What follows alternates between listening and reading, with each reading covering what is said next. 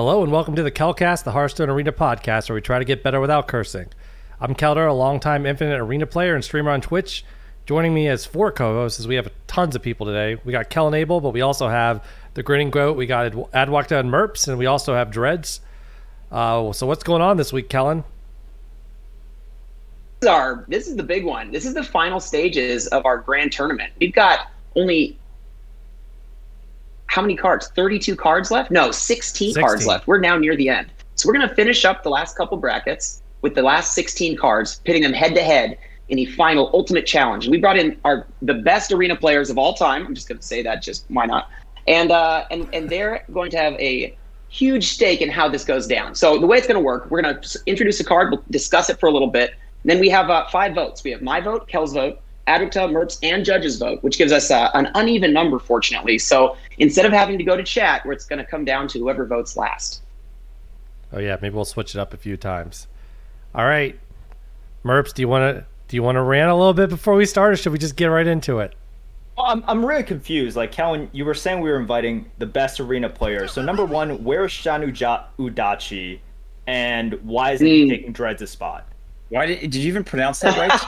Shan Udachi. There you go. That was better. Jeez, okay. the best ever, and you can't even say his name right. What the hell? Best arena, like arena player, or the best pronunciator of words. Okay. I have one request. I think we should put in the top right corner your highest arena average in a month, like just in the top corner, and just to show kind of like relative strength. You know. Okay. See, yours, we should talk about how I didn't play any arena that month to give you the win. I see. All right. So I think this is going to be a very friendly, okay? No anger here. That's how we operate. No complaining. None of us complain. I know about that. But before we like get into it, first of all, Keldar and Kellen, this is a great idea. So thanks for having all of us on. Yes. I think that this is just really fun content. It's BuzzFeed in the best way possible. I know BuzzFeed has this negative connotation to it, but I think this is really fun, and it's the most fun way to expose people to different arena metas and for us to talk about arena's history without doing some sort of boring PBS special on it. So props to you guys. When I saw your first post on Arena HS talking about this, I was like, that's brilliant. That's a great idea. It's great content, and there's not enough of this stuff in the arena community. So really, thank you guys for putting all the effort in and putting it together. And thank you everybody listening who voted in the prior rounds. Okay, no thanks. You guys messed it all up. They had a good list going, and now this is in shambles. Like the top 10 that we wanted, none of them are there. Merps, how do you feel about Defile? Like, do you feel like it should have made it to the point we're at now? What's your gut feeling? Because I just glanced through the bracket right before we started, and I just noticed, we haven't really talked about this much, but I noticed Potion of Madness took down Defile, and I was just wondering, Merps, how does that make you feel? There's this other board clear that Rogue had that's missing. I forget what it was called. Darky Skulky? Skulk Dark? Yeah. And I don't ever remember you guys talking about that card on your podcast. I've never heard you discuss it at all. Oh my god. Oh my gosh. Okay. This physically hurts me. You ruined my Monday, like, about a week ago, when you showed me the first round, and then I asked, what was it? Who, we're not cursing, who TF decided on the first round? No, cursing is encouraged. It means bleeps happen. Okay, well, you know what? The time has passed. I will save it from later. Okay, I will channel it. But basically, who decided the first round? Kel, you're like, oh, it was me and Isherwood. I was just like, so disappointed, you guys. The disappointment was just astronomical. I was like, how can these guys let me down? I thought you guys were trolling me at first. I was like, this has to be trolling. But so for context, Dark Iron Skulker was taken down in the voting process by Fireplume Phoenix. Does everyone know what these cards do, by the way? Like, cause maybe some people have come to read a little bit later. So Fireplume Phoenix is a 3/3 for 4 mana. Battlecry do 2 damage. It can go face or minion. And then Skulker, I'm trying to remember, was it a 4/3? Do you guys remember? 5 mana, 4/3, 5 mana, yeah, and deal 2 to all undamaged enemy minions, right? Yeah. I think it was one-sided, right? Yep. Yeah. So everything. Yeah, it's the thing about Skulker, I'll just jump in a little bit, is it's something that Rogue can't really do, right? So like Rogue always struggles with doing AoE, at least traditionally. Right, like Fan of Knives is a traditional card that did it somewhat, but doing more than 1 damage AoE, they don't really do it. So Skulker was one of those cards where you wouldn't really expect it. And it just was game winning most of the time. I would say it hit. Like just it's that kind of a comeback card that Rogue. They had a lot of ways to single target remove. But, I mean, I don't know about you guys, but I take Fire Plume Phoenix and then you Shadow Step it, and it kind of does the same thing. It's fine. So. Yeah, I mean, in every non-rogue class, just casual. Casual 6 mana, deal 2 damage to 2 targets. Once again, Dark Iron Skulker was one of the first cards. Like, if you look at the timeline, Dark Iron Skulker was one of the first cards added to the entire Rogue repertoire. So if people look at Skulker these days, they're like, oh, like, Shavara, isn't that like kind of the same thing / sometimes better? No. You could kind of say that sometimes, but if we're looking at Hearthstone in 2015 versus Hearthstone in 2021, Skulker is a card that holds up very well today. And in 2015, it was truly, when Yeti was king. Like, Yeti was a premium card in the arena. Whereas nowadays, you take a Yeti, you're like, oh, geez, that's not a Dark Spear Berserker. That's not an actual premium drop for the cost. So, to me, it was disappointing because for me, Fire Plume Phoenix was one of the weakest cards in the bracket. It was good, but if we're talking about best cards of all time, I thought it was one of the weakest ones. I do think Phoenix feels worse now that we have Scorpion. Yeah, Scorpion. Yeah, you think about it. At the time, Phoenix was very good. Like, you take it every time, right? Type of card. I wouldn't say it's Skulker good, but nowadays it's like, Fire Plume. It came back, right, for a while, and it was okay, right? It's 4 mana. You get a 3/3, which normally would cost you 2 mana in a card if it's not on curve, and then for 2 more mana, you deal 2 more damage. It's an incredibly fair card. It just happens to do exactly what you want to do, right? In a variety of circumstances, but it's a very fair card. Whereas Skulker is a flat-out unfair card that's almost a consecration on top of a body at a time when you just didn't have that. But one of the things that I think it's a bigger theme in these card votes, and there's a huge recency bias because the idea is supposed to be go back through the metas, who was dominating what, right? Like, what were the dominant cards of each meta? Let's get them all here and then see which was the most dominant for the meta. In the first 4 sets, plus basic and classic, that's like, I don't even know how many hundreds of cards, thousands of cards. There's not a single representative in the top 16. And that's not because back then the game was all nice and balanced and there weren't cards every meta dominating the meta. This is not, no rose-colored glasses here about the first 2 years of this game. But it's because people don't remember that far back. And when you look at those cards now, they clearly don't look like they're anything great. Like, one of the cards I just wanted to point out that I thought would, I don't know if this was, I only saw the top 32 cards and the voting that happened after that. Sorry, the top 64 cards and the voting that happened after that. So I don't know if Sludge Belcher was in the original list, but that was a Nax card from 2014 in like August or something, right? Kellen, I think that was in the, I think we got that. I think that was in the top 100 in our.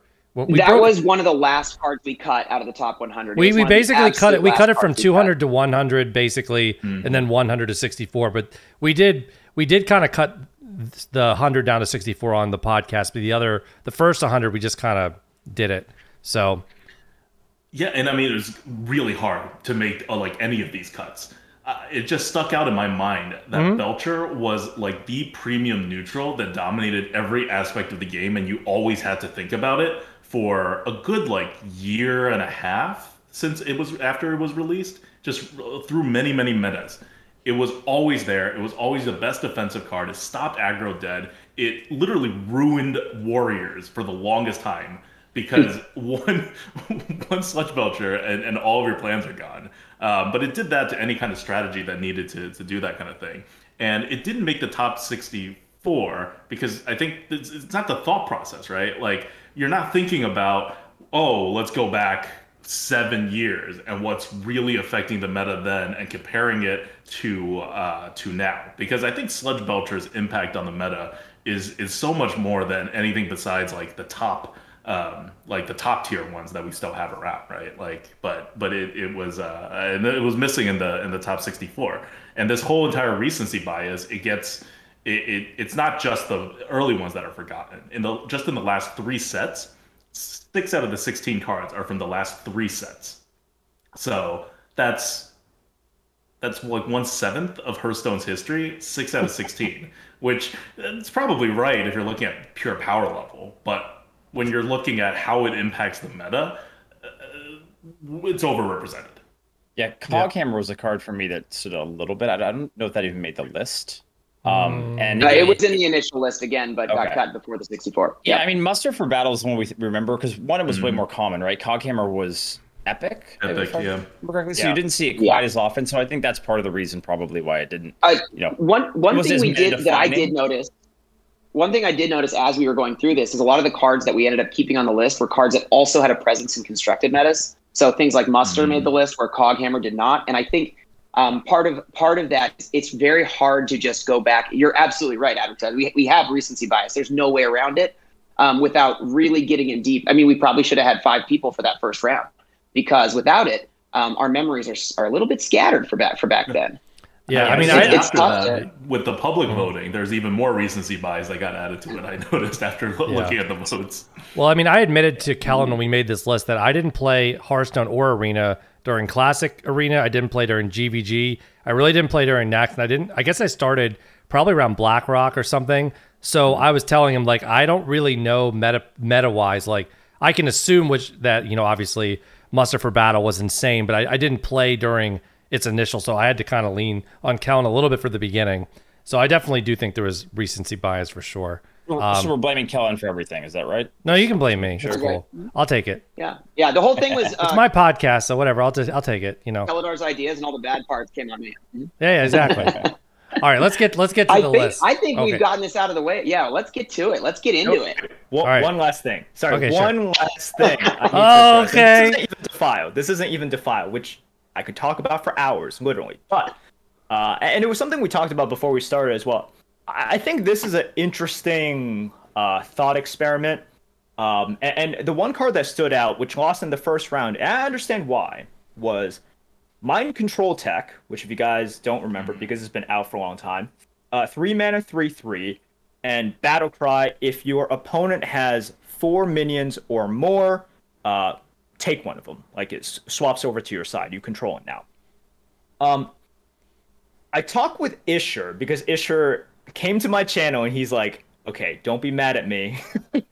But the way I thought about it was, if I am taking one of these 2 cards, MCT versus Kraken, I always want the Kraken in my deck. And I think for any good Arena player, they'd 100% agree with that, right? Mm-hmm. Like, for good Arena players, you don't take MCT up against any decent card because you're going to be ahead a lot more. You don't need it.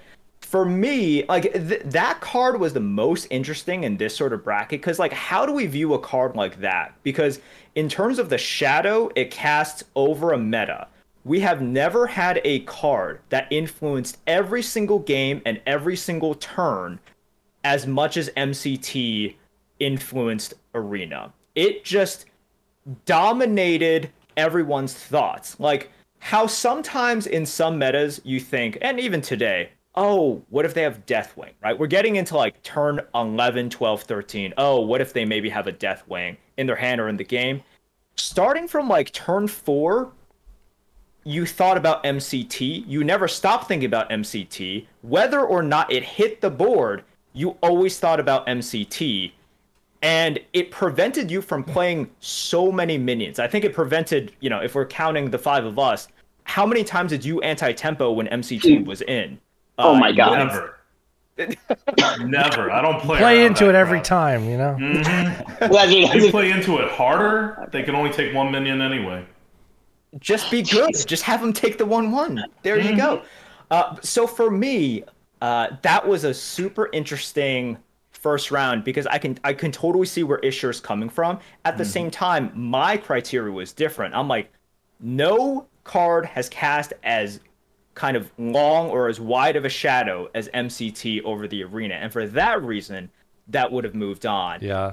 And you don't have that many cards in this competition or bracket that it is exactly like that, where the card itself, you know, if it comes up against like any decent card, we're like, okay, we're not going to take it. But the effect on the meta was so powerful, so pervasive. It stopped us from playing so many minions. It was insane. Yeah, it was like that one comment you got in second grade about like not being good at a sport or something.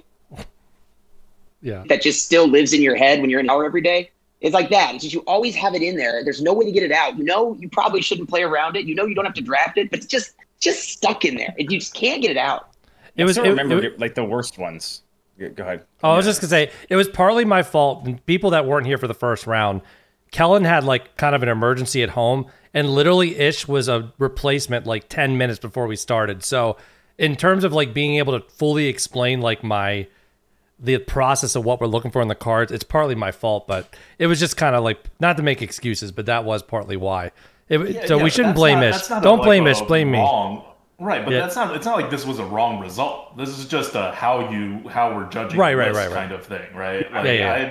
Like, like Merps is going with the legacy consideration, right, as opposed to the power level in the meta, which is he's choosing Jordan's rings over LeBron's overall success. I see it. I get it. Mm-hmm. Oh no, it's not going to sports. Okay, all right, I'm cutting it, and we're going on to the first one. Here we go. Otherwise, there's people that have to leave at a certain time or something, I think.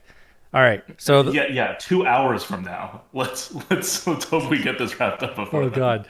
All right, so we're starting the third round. The first one is Abyssal Enforcer versus Silver Sword. I'm not going to explain what the cards do because we've been through this every round. So I'm assuming at this point people know what these cards are. Feel free to look them up. I'll post a link to the Hearthstone card library if you want below. And also remember, you can check out there'll be a link to the actual tourney bracket below the podcast. So check that out. You might want to bring that up while you're listening. All right. So what do you guys think? Okay, before we get there, I just want to read out the list of the 14 cards that remain for our listeners, just to get a mental idea of what's left in here.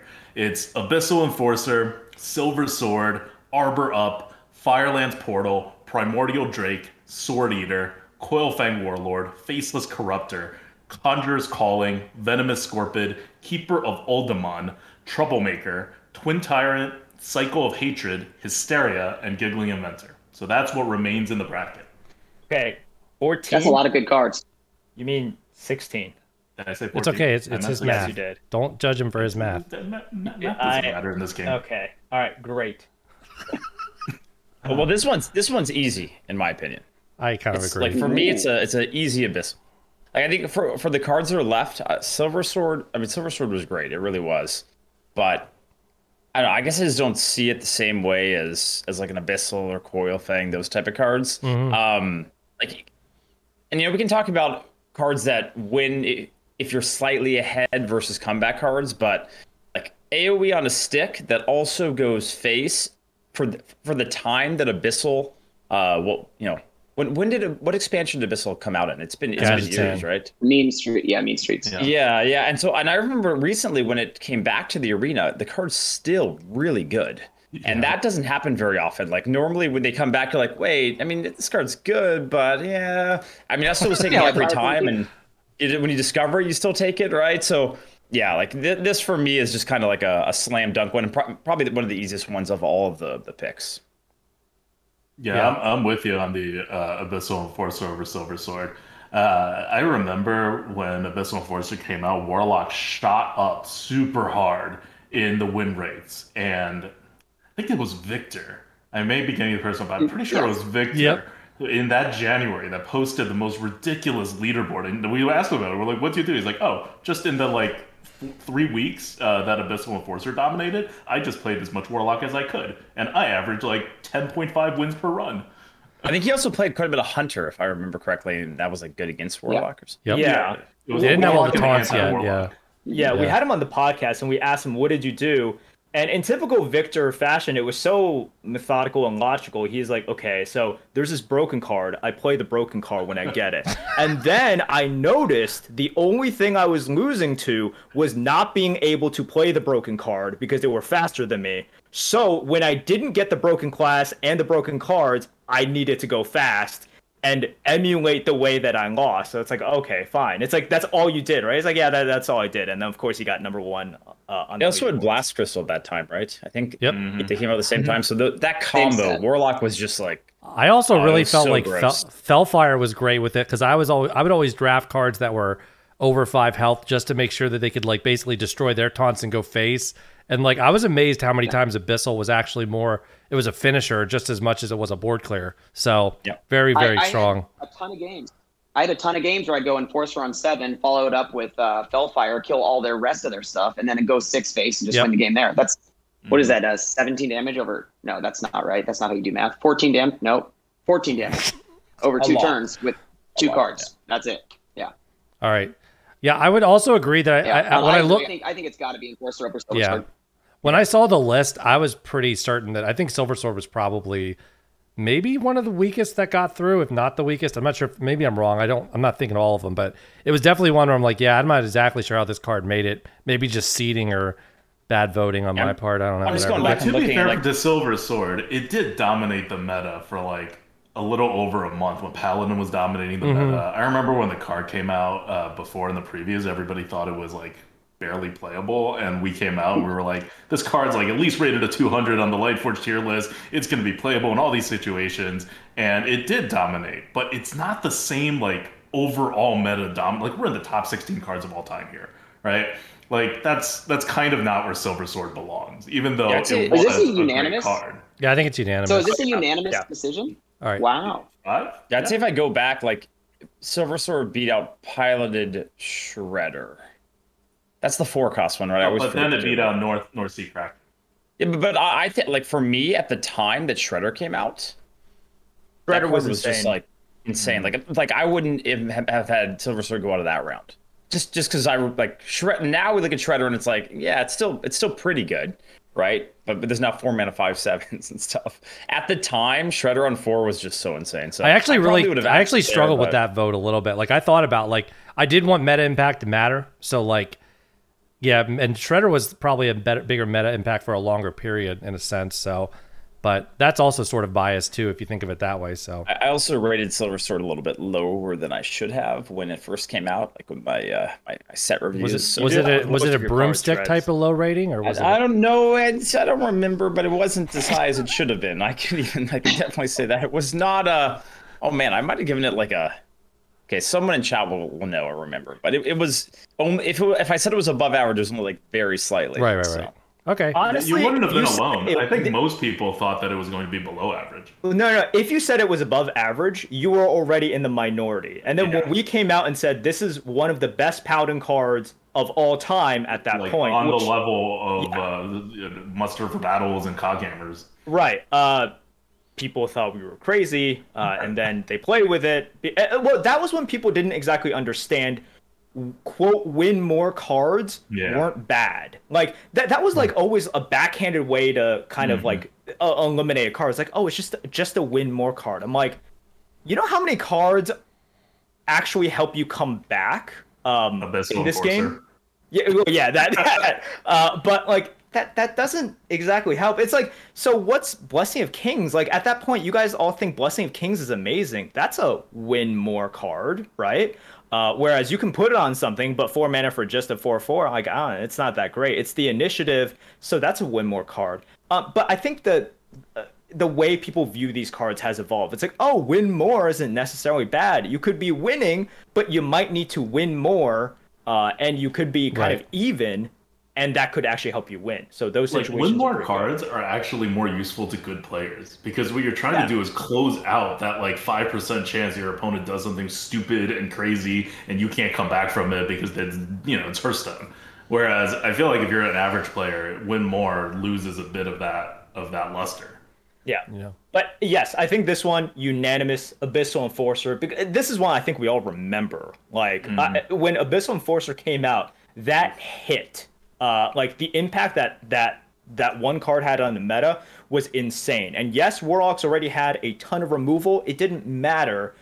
It was so powerful, and removal with a 6/6 body attached to it is amazing, because in drafts, we've all been there, Warlocks can get overloaded with removals. That's actually one of the problems with drafting Warlocks. Even in the metas in which they're good in, you are presented with too much removal, and you never want to be the Warlock that can only remove and can't put pressure. Abyssal Enforcer solves all of that. So, yeah, easy. And we definitely talked about in the first round or second round, some point we talked, I think it was actually last round, we talked about how I felt like Gadget Sand was one of those sets that really kind of was one of those power spikes just from that set alone. I mean, obviously it spiked even more later, but I felt like that was definitely a pretty crucial set. So, all right, so let's move on. We got, this one's a pretty juicy matchup. We got Firelands Portal, which obviously definitely took over a meta for a while and probably made them start thinking about micro adjustments and stuff. I don't know. And then there we have Arbor up. So what do you guys think about this one?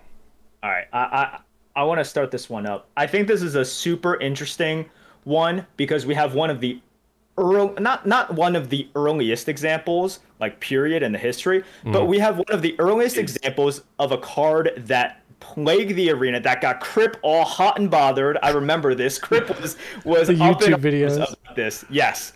They half banned the card, right? Like they reduced its offering rate by 50%. That was only Flamestrike. They didn't do it to Portal, did they? Did they not do it to Portal? It was only Abyssal Enforcer and Flamestrike, I'm almost sure. And Flamestrike, oh, okay, okay. They should have.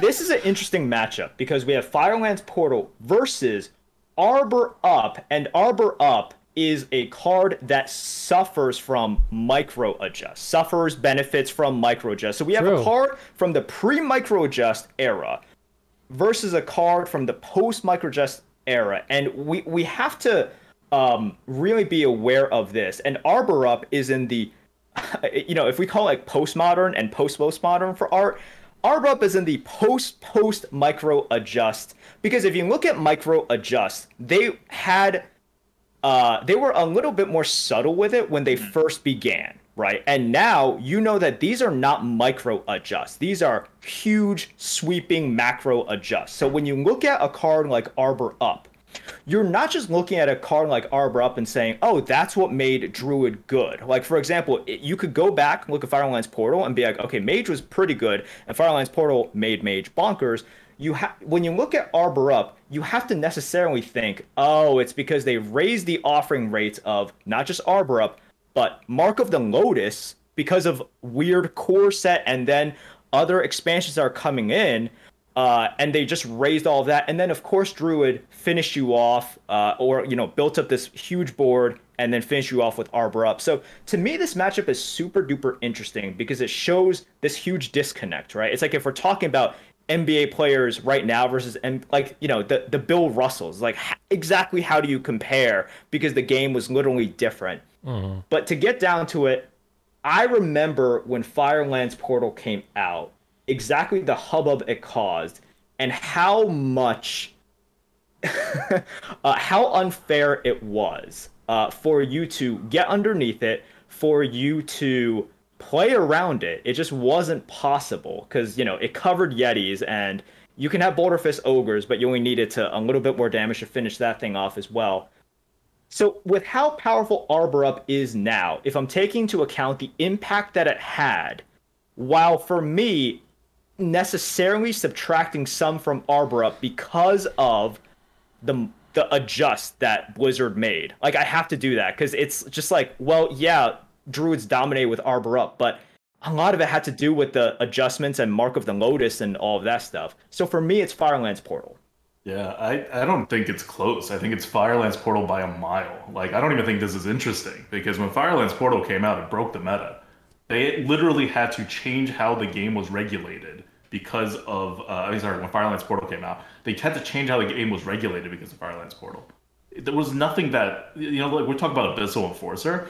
This was 2016, then the second expansion, that mini expansion, Karazhan. So it was the second expansion of the year. It was the mini expansion. This is before Abyssal Enforcer, and when MSG made this, expanded it and created all those board clears.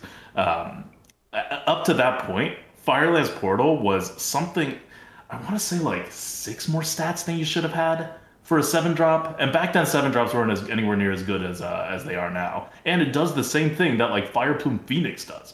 Like, why is Fireplume Phoenix, despite not getting any extra stats, Fireplume Phoenix is a fair card that's so good only because it always does what you want it to do. Well, Firelands Portal is an unfair card, a very unfair card that also does exactly what you want it to do, flexible in all ways, and can go face for 5 damage, like a fireball.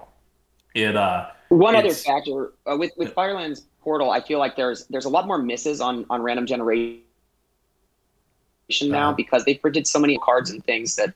Is my mic not going? It did for a second. Okay, You're good. Sorry. Okay.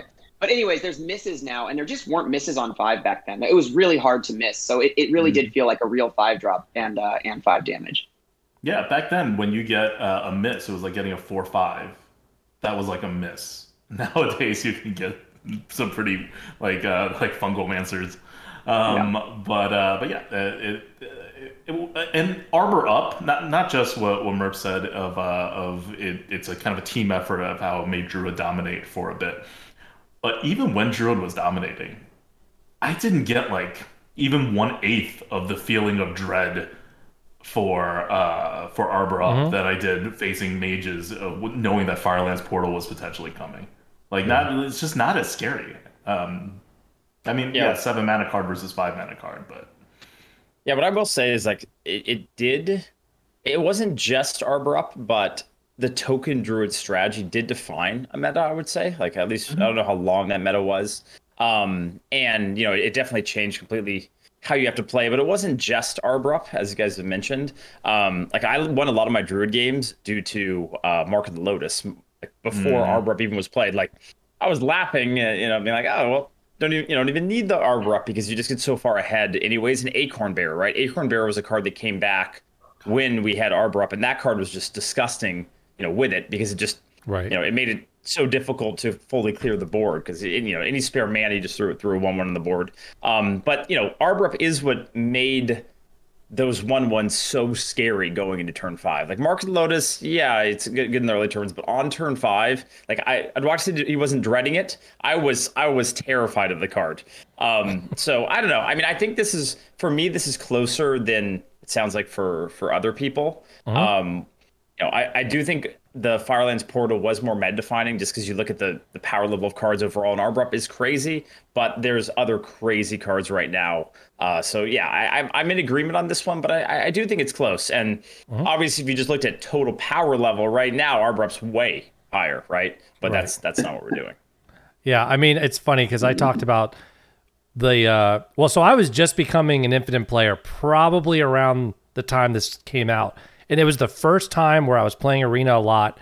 And I remember Firelands came out. And I don't remember exactly if it was 2 or 3 weeks after.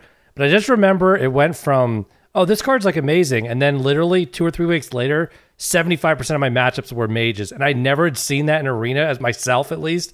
And I was like, what the fuck is this? Like, every game is Firelands. And then I just remember I almost quit Hearthstone when I had this game where basically I cast Firelands on a 4-drop, and then we cast Firelands on each other's 5-drops from the Firelands for 5 turns in a row. I had a really good laugh over that. So anyway, needless to say, I would definitely go Firelands. I'm pretty much on everyone else's wavelength. So Kellen, I'm assuming you're going the same, maybe? Yeah, I do think it's pretty close, but I mean, I just remember Firelands meta, and I remember living in it, and it wasn't where I wanted to be. So yeah, I'm on Firelands. All right, we made 2 decisions. We are getting there. There. All right. So next, this was I will mention the last matchup we have Primordial Drake versus Sword Eater, and we had Well, I don't want to get into a crazy discussion over this, but we did have Sword Eater versus Outrider's Axe, and it was a really interesting discussion. You could argue whether the pick was correct, but it was a really, really interesting matchup before anyway. So. I think this is definitely one of those where like Primordial Drake for sure defined like Ungaro a lot. And like at that point I was talking about how card advantage mattered a lot more than like you could actually run out of cards if you can believe it. If you only have played Arena recently, there was a point in time where you could actually remove their cards and then they'd actually be out of cards. It could actually happen. Not anymore, but it did at one point. So anyway, so this Primordial Drake was just as a powerhouse during Ungaro, and it really it was really meta impacting. And then we also have, like I said, Sword Eater, which obviously is one of the strongest like taunt / weapon cards. I mean, it's just insane. So anybody else have thoughts on this card or this matchup? I was trying to remember if at the time that Primordial, when it first came out, how they were treating epics, because they go back and forth on this a little bit. Yeah. Like, were they adjusting epics down at that time, or did rarity not matter very much? They were adjusting epics down, but not enough. And there was a Primordial Drake. Because the pool was just not big enough back then. Right. So you just ended up with Primordial Drakes in like also every match. Dreads. Do you remember Stonehill Defender into? Oh yeah, Sure. Right. Yeah, that's a whole other story. This is, we complain about right now. It's like, oh, they don't have like the Inquisitor in their deck. That's fine. They'll find it, right? They'll find it from the 2/2 Nether Demon thing. And then the problem we have with like, oh, they don't have a cycle in their deck. Well, they'll find it from Scorpid. We had a little bit of that starting with Discover's so fun, especially with Paladin, and that was before they nerfed Discover. Yeah, you were still discovering class cards at like 5 times what you should. Well, this is So they looked at it for Paladin, and I think they were like, you had a 40% chance to find either Tyrion or Tarim. Yep. It was something like that. So that was pretty stupid. That was just really stupid. And Tarim is one of the, that's one of those cards that is probably better now than it was before, because boards are even messy. But anyways, I don't even mention that. Pour one out for Stonehill Defender, which didn't quite make this last cut.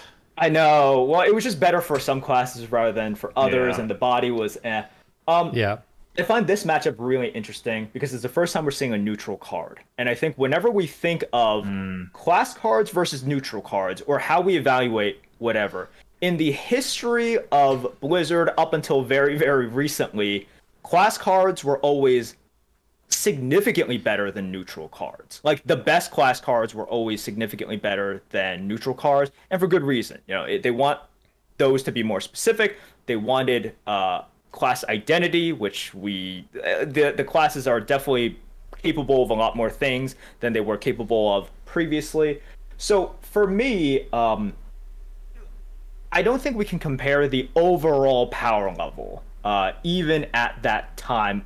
So for me, I need to try to balance, okay, what was the effect upon the meta a little bit more with neutral cards, because you just saw them more often. It didn't matter which class you were facing.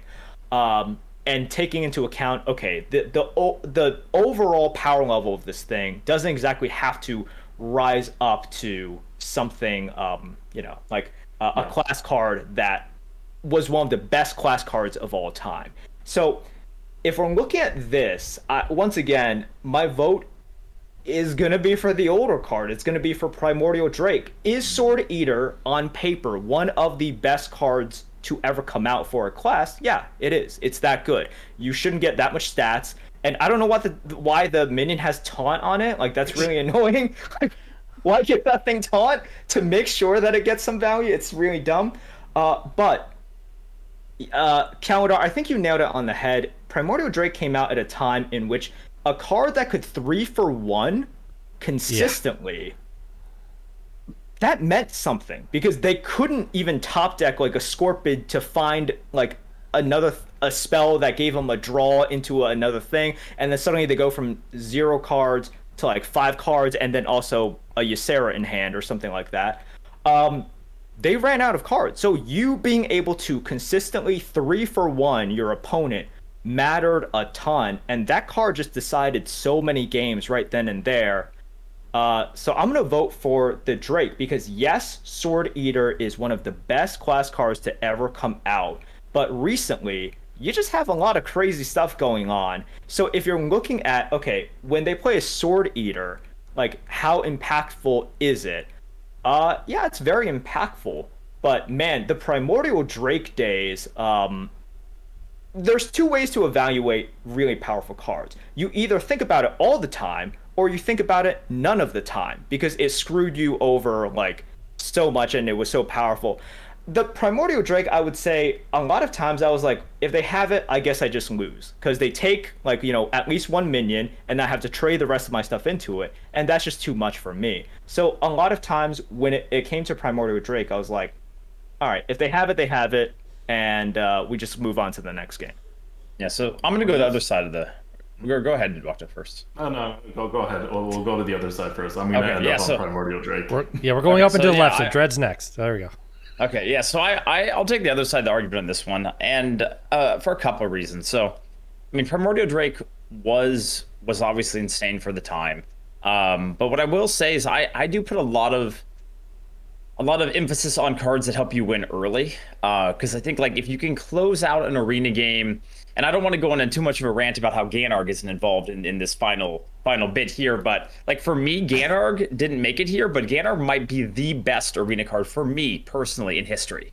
Like, because you play that on one, and I'm not really big on the numbers, but the win rate must be insane. And sure, you don't always have it on one, right? So, like, that I can see that argument of it, but yeah, like, I just put a lot of merit in cards that help you win early. And I would say right now, Sword Eater isn't maybe quite as insane as it was when it first came out, because, like, Outrider's Axe is just, another real busted card that kind of does a similar but different thing. But yeah, for me, Sword Eater, coining out a Sword Eater on 4 wins you the vast majority of your games, at least when it first came out.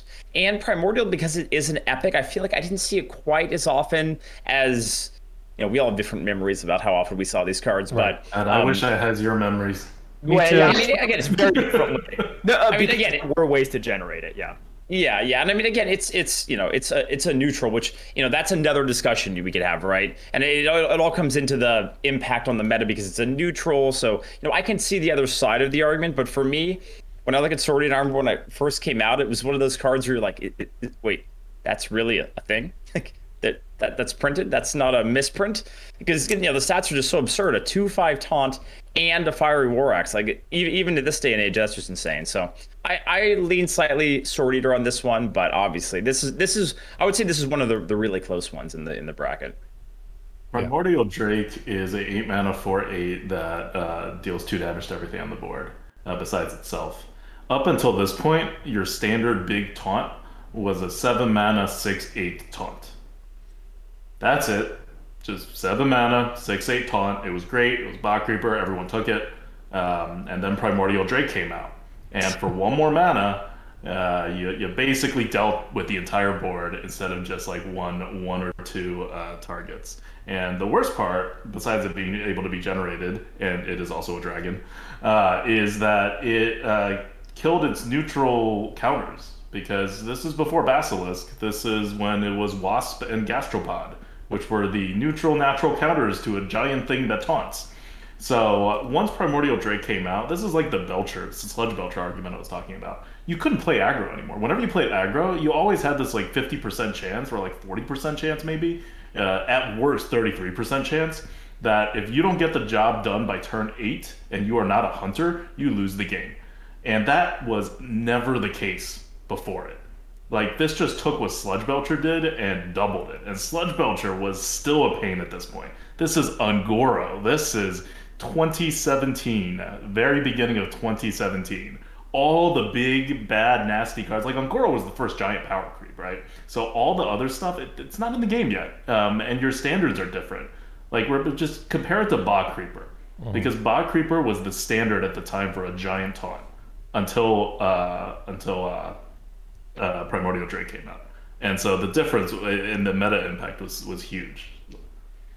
To get on Sword Eater's corner for just a minute, one of the things with Warrior historically in Arena is that Warrior has been awful across the history of all Arena. It's been terrible. I know we've had, like, there was some Fool's Bane fun we had a little bit, and some other things here or there. But Sword Eater's existence was one of the first times where Warrior really started to become a powerhouse, and it was of course along with all the other cards that came out in the same that same year. But I think Sword Eater's it's kind of the direction Warrior went. It's kind of a signpost of how they're going to make Warrior good in the future. They're going to print cards that are extremely powerful compared to what other classes get. But I don't know, it's just one of the best examples of that. But I still think for all the reasons we've said already, especially the fact that what you said about killing Giant Wasp and Stubborn Gastropod is really important for why Primordial Drake was so defining in its era. Actually, I could still go for Drake. All right, so it sounds like we're 3-1 on Primordial Drake, I guess. I'm gonna vote for it too. I actually had a question for you guys. I was just thinking as you guys were talking, wasn't Primordial Drake the first taunt that actually had an immediate onboard effect, or am I missing another card? Like that actually did something to the board other than just be a taunt or have a death rattle? Probably. If there was another card that did that, it was such a minor effect. So like the effect wasn't. Because like the one thing that one reason I'm giving a big vote for Primordial is it was like the first taunt that like by playing it and them having like a hard removal, you didn't immediately lose the game because you actually did stuff before they could do that, and that was a huge change in like. And now you've seen all kinds of taunts that do damage, that have weapons attached, obviously, like the Sword Eater. So like it's really interesting. I think it's the first real like massive impact from a taunt, other than because like I said, you played a Bog Creeper and they had an Assassinate, like that could literally just end the game. Like if their minions didn't trade in or you didn't like force out the removal early, like that could end your game immediately sometimes. So it's a really, and you couldn't sap it because you obviously didn't want that effect going off again. So so it looks like Primordial Drake is going to take it down. And as another note, Ganarg did make the list, but I had to fight Kellen to get it on the top 64. Not to throw him under the bus. But no. I don't want to rant on that one too much, but I literally think it might be for me the best card of all I think time. What did it lose to? I was looking back. It was on the list and it lost to Troublemaker. Oh yeah, that sucked. I hated that matchup. But yeah. So no, I don't know about like the very top for Ganarg, just because if you get it later on, it's not as good. So you actually have whatever percent chance you have to get it on the mulligan, right? I mean, but I'm pretty happy playing Ganarg on like 2, 3, 4. If you top take it late game, sure, right? But I mean, you say it's not like we're Drake, talking about top cards now, not like it's still a premium card, right? We're talking about like, the impact that has to make it to get to like, that's all fair. But an 8-mana card, if we're talking about Primordial Drake, you can't play it for 7 turns. So how impactful is that going to be? So again, there's both sides of the argument on that one, and that's why for me that card, if you just compare what other 1-drops do, like I guess N'Zoth First Mate might be something kind of in the similar like kind of stratosphere. But I would say N'Zoth is better than Ganarg for the time that it came out. Like I would rate Ganarg under our criteria higher than. I mean, I would rate N'Zoth's First Mate higher than Ganarg. I mean, they're both great. They do similar things, but that's the thing. So it just depends what you value. Sword Eater is great right now. I would rank, if this is a matchup and we were to replace Sword Eater with N'Zoth's First Mate, Ganarg, or Super Collider, I think those would be much better matchups even. Super Collider, once again, you can tell, for me, it's not just about the absolute power of a card, it's a lot of these sort of how much did they box them, like the opponent in, right? How suffocating was that card in terms of like, how much did it secure the win? How much did it prevent them from being able to just exactly play what they want to play? And then that equaling into wins. Yeah, I agree. Yeah. For me, Super Collider might be my most hated card, and that says something because I hate a lot of cards. Like when they play it, like that one turn, it's a huge swing, and then it just feels bad playing your cards for the next like 2-3 turns, right? It's suffocating. And like they don't have to swing. Like if you don't commit enough, and then they just hold it, and eventually. It just, unless you're putting out so much pressure that they're already low, it was just so frustrating to play against. And it came out fair. It was turn 5, right?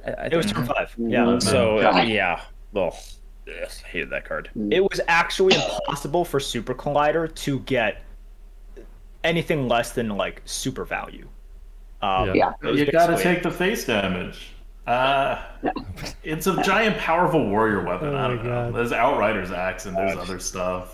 Fool's Bane, the better Fool's Bane that got released later. Like, it's just. I had no clue what I was like getting myself into. It's like a completely different thing. Like Fool's Bane compared to Super Collider. Yeah, like, I mean, Super Collider is better than Fool's Bane. Yes. But anyhow, that card just has a special place in my heart for like I just remember the feeling of the games where they played it and how angry I was. So that's like Dredge's Firelands Portal is like Super Collider. Oh god, I hated that card. All right, so much. okay, that's I fair. don't think it's the best ever, but it's just I hated that card. All right, so next we got the first Demon Hunter card. I was trying real hard to not. I only put like a few on the top 64, but I really didn't want to put too many because I was afraid that like. One of them would actually. I don't want the Demon Hunter card to win, if you want me to be honest, but I will be fair. So we have Coilfang Warlord, and And we have Faceless Corruptor. Actually, do you guys remember if it was nerfed within a month? Because the rules were, I actually realized now that I'm thinking about it, that maybe it was nerfed pretty fast. But it was nerfed fast. I think so. I guess we're evaluating it as the 4/4 because it didn't actually. I don't think it lasted long enough as a 5/4. I mean, it's kind of the same. It says 5/4. Yeah, I know. I think we gotta stick with that. Okay, it's fine, whatever. We'll stick with it. So I don't really care who wins in this matchup because neither of these cards are going to go far. My main problem with Coilfang Warlord, which obviously is an insanely good card, is that it came out with like 5 other insanely good Demon Hunter cards for Demon Hunters to dominate the meta, and it wasn't even like either of the top 2 of the best Demon Hunter cards, and it's still not. So is it really good? Yeah. Is it top 16? Maybe. Depends on how much you want to rank all the Demon Hunter cards up because they're all freaking insane. And whenever Blizzard's not actively suppressing Demon Hunter goes crazy. But there's other Demon Hunter cards released in the same era that are better. So that makes it. And Faceless Corruptor is not one of the big bads of the neutrals. Like, yes, it was the best neutral card when it got released. But it was like rare at a time when being rare versus being common actually mattered in the offering rates, and you did need something on the board for it to really get its value, at least on 5 and for a couple turns after 5. So it was one of those cards that, it's a really good neutral card, but it's not super meta dominant the way something like Primordial Drake was or some of the other neutral cards that made it this far. So I think they're both losers in the top 16. You gotta put a vote for something. We'll see. If you guys can't figure it out, I'll flip a coin. Okay. Well, that was a lot of like not talking about the actual matchup, but okay. Does anyone want to talk about the matchup? I think Dreads has I think you have very strong opinions on this, so I'll let you go. I mean, I actually don't have particularly strong opinions on this one. Okay. Yeah, I mean, I hate Coilfang. I do think it's like. So here's the thing about Coilfang. In the ideal scenario, and of course this is a dangerous thing to say, but in the ideal scenario, the card is just absolutely busted. Maybe like the most busted card when you're able to use it to kill a big taunt and then spawn your own giant taunt. And the crazy thing about Coilfang is that it can free kill. Like, why does it have so much health? Like that just blows my mind. Just give it 1 health. That's a downside. It's a downside, so you can play small minions and then they can't taunt up, and you can actually beat the Demon Hunter sometimes. I guess. I mean, it's just so. Anyhow, so that was definitely a statement that was made in the Blizzard balance room. What I just said. That's how it came out that way. They looked at it as a downside. Anyhow, I just think the card, for what it does, is just absolutely busted. And if I'm going to compare these two cards, like I actually would go with Coilfang over it because of just how insane it is when you just have like one big unit on your board, doesn't have a death rattle. Obviously, now with there's more and more death rattles, so it doesn't always line up that perfectly. But yeah, I think I would go Coilfang slightly. I do think it's close. I mean, the 5/4, with the 5 attack versus 4 attack on the Faceless Corruptor is definitely a big difference. Because I remember when it was 5 attack, it just felt so smooth. Like you would play it and you would free kill, with the part of it that would go in, and it just once it was 4 attack, it didn't have the same kind of feeling. Obviously, you took it a lot still, but it was much worse, I would say. So yeah, I'm gonna go with Coilfang on this one, but yeah, I see what Adwalk is saying about it, right? When you have Expendable, when you have Cycle of Hatred, when you have this card, it's just like, man, and they all come kind of late too in the game. Like I put a lot of emphasis on cards that come out a little bit earlier. Don't forget the unnerved Priestess. Oh yeah. When it was a 6/7, right? Right, exactly. So the Demon Hunter cards are absolutely insane. This one does have a special place in my heart for its insanity level, but it's a close matchup. I'm really fine with either one here. So Coilfang for Dreads. Yeah, my problem with Coilfang Warlord is the short period of time very recently where there was an average of 1.8 Coilfang Warlords per deck in Demon Hunter. So I don't know, that colors my opinion, but I actually would vote for Faceless Corruptor. I felt like I had to clear more boards, and I really felt like there were a lot of 1-mana card generators like Swashbuckler and Babbling Book around when Corruptor was out.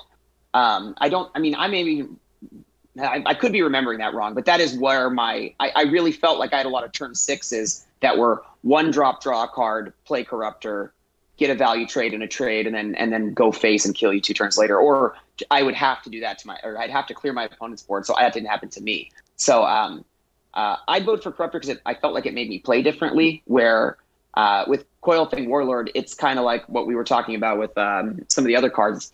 Primordial Drake, like, well, that's not a great comparison because we voted for Primordial Drake, but I couldn't really do anything about it. So I didn't know what to, there wasn't much I could, outside of playing small minions, like you mentioned, there's not really much you can do about it.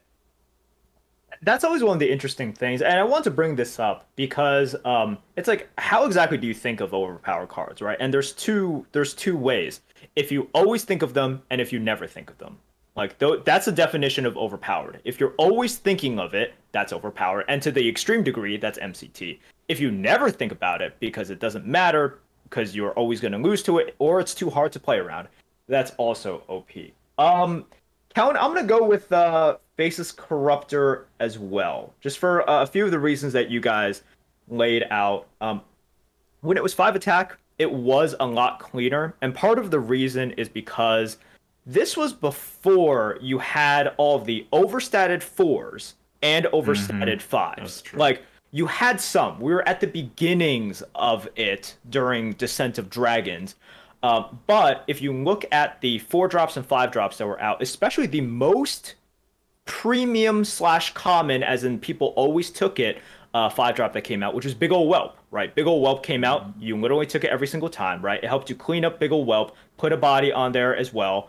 5 mana 5/5s were pretty plentiful. Like, they were starting to do things, not just like be a 5 mana 5/5. They were starting to do things, but you being able to clean that up. There were also some a lot of 3/5s out there that were doing stuff, because Blizzard at that time didn't think that you should get all of the stats and also be able to do something. So there were a lot of 3/5s with battle cries, right? It cleaned up those very, very well. And after the nerf to 4/4, yeah, it hurt it a lot. That one stat hurt it a lot. But back when it was a 5/4, and for evaluating as a 5/4, I think it was very good. Coilfang just suffers from the fact that I never really thought about Coilfang, and not in the, it's too powerful. It's because I fear expendable performers and Cycle of Hatred even more and earlier on, and that's basically it. Like, it's like, if you're it's like the reason why people, discount Kevin Durant's championships with Golden State, right? It's like, well, you played with Curry, you played with Thompson, that's the thing. It's like, is Coilfang Warlord independently amazing? Yeah, it is, but come on, you were in the same package as all these other things, and kind of unfortunately for our bracket competition, the other things came sooner. So I worried about those things more because those things were sooner, and those things ended the game. So even if you had the Coilfang Warlord in your hand, that's great, but you killed me with a Cycle of Hatred way before then. So for me, it's Faceless Corruptor, because I thought the 5/4 body with Rush, the double 5/4 body with Rush, it was very clean. It was, you saw it a lot more because it was a neutral. Once again, how do you balance class versus neutral card? I agree that this is just kind of a weak matchup as well. When we're talking about the best card of all time, these are good cards, but I think this is overall kind of a weak matchup. I'll go with Faceless Corruptor here because balancing out all these factors that I talked about, the thing that really kills Warlord for me is I'm not even worried about you most of the time because I'm just worried about these other cards. And if that's my thinking, I can't vote for you. All right, Kelladar. Are you going to make my vote matter or not? So that's what I'm trying to think. For entertainment value, am I supposed to not vote? I don't know. I'm the host, so I'm so surprised if you didn't vote for Warlord. Yeah, I have made a lot of juicy picks. Love that card. I definitely pushed a couple cards through on purpose for being, for making it juicy. So I could do that again. No, but one thing I want to say real fast. So I was watching, Shady Bunny went back to Arena it wasn't a super long time, but he came back, and I remember he had never drafted Demon Hunter, and just ended up in his stream. And Coilfang Warlord, he ended up going to the bathroom, and he came back. He clicked it, not looked at it, and he just sat down. It was the first time I ever saw him just go. He was like, what the fuck is this card? I forget like what he said, but it was just like his reaction to the card just made me laugh for so long. I like clipped it and everything. But I mean, I feel like that would be your reaction to a lot of the Demon Hunter cards, right? Yeah, like yeah. Any of those ones, you see it and you're like, what the hell are they doing? But seriously, I think I would go. I think I actually would go Faceless Corruptor if I was going to be honest. But I wanted to give ADWCTA. What would you have said? Okay, I would have said Quillfang Warlord, but it's a close decision. But I'm glad I didn't do that because I would have. Yeah, it's a really close pick. It's really a very close bracket, yeah. And Faceless Corruptor for me was always that you need to leave them something on the board. So it was preventable in the times when it was smooth. Yeah. So yeah, you got blown out a couple of times, but it's not at the level of fear that a neutral card could generate. Whereas Qualifying Warlord, at least it ended games, right? Like I totally agree with Merps' point where they killed you before that more often than not. Right. Qualifying Warlord was at its height, but it was still a game ender even when they didn't have the other cards or the conditions that the other cards made sense didn't trigger. All right, so that means that Faceless Corruptor is moving on. So we're halfway through this round. It'll get faster as we get through the next round, So anyway, I know Keck W, right? It's going to only take 2 hours. Anyway, Conjurer's Calling is going to go up against 3 mana Conjurers. This is funny because it went to 4 mana and then they reverted it back to 3 mana again. And then we're going to have another card later with Giggling, and it was like 3 different mana costs. So it's kind of funny. So Conjurer's Calling versus Scorpid. Venomous Scorpid, sorry, I should say. I'm not going to give my opinion quite yet, but I actually don't think this is close. But I'll let you guys go first. But I don't think this one's actually particularly close. But yeah, I want to rant right now. Okay. Just start a little mini rant. Okay. 2 minutes. Remember that bleeping is okay. We'll just bleep it out. Conjurer's Calling is like Keeper of Aldemond. It's like Dark Iron Skulker. It's one of those cards that should not exist, is terrible game design, and broke the entire class. Because the whole point of Mage is that they do crazy stuff, they can do every stuff, they don't have to hurt themselves in order to cast spells and blow you up instead of weapons, and in exchange, you don't have to worry about anything they put on the board unless it has spell damage, and then you sort of maybe worry about it a little, but not really. Like if it doesn't have Taunt, and Mage minions don't have Taunt, you don't worry about it. In fact, you're actively encouraged not to attack into it because some of them freeze your stuff anyway. Then this card comes out. It is 3 mana. It generates another copy of itself. You cast it on anything 5 mana or above, and it instantly wins you the game. You can re-roll stuff. It's just absurd amounts of power, and it broke mages. Because now when you're facing a mage, none of your plans worked. You're just playing this RNG game where do they have a conjurer? Do they not have a conjurer? If you keep playing as if they have a conjurer, you're going to lose the game maybe. But if you play like they don't have a conjurer and they play a conjurer, then you're definitely going to lose the game. Like it's very not fun, super overpowered, and just like Skulker, just like Aldemond, broke the class at a time when the class, well, partly because of this, is super dominant. Yeah, I want to go on a mini rant too about Conjurers. I think I did ask, I wanted Conjurers actually out of Arena before they nerfed it because it was just unfair, and it didn't feel like a card that at that time belonged in Arena, if that makes sense. Just what it did. And another big problem is at the time that Conjurers came out, I believe it was when it first came out, Nerubian Prophet was in the meta, and it was very common. Yes. Yeah, and very common. And it was a great card on its own, right? So for anyone who doesn't know, I believe Nerubian Prophet's a six mana 4/4. Yep. I think. Yep. Yeah, and it reduces its cost by 1 each turn it's in your hand. So, was it turn 3 or 4 where you just play it for free or 1 mana and then you just conjure it and the game just ended? That was it. Thanks for playing. That was because there's no way with the twin spell effect on it. There's no way you're going to clear both of the 6 drops, right? Which means whatever you play, they're going to free kill and then do it again. And it was infuriating. And this is definitely one of my most hated cards of all time, without a doubt. Yeah, it was turn 2, you could play Prophet, or turn 4, you could play Prophet for 2 and coin the Conjurer's Calling, and you would win every single game unless you hit Big Time Racketeer. Yeah. Every single time. The only way you could lose that game is if you hit Big Time Racketeer. Other than that, nothing. So, I agree.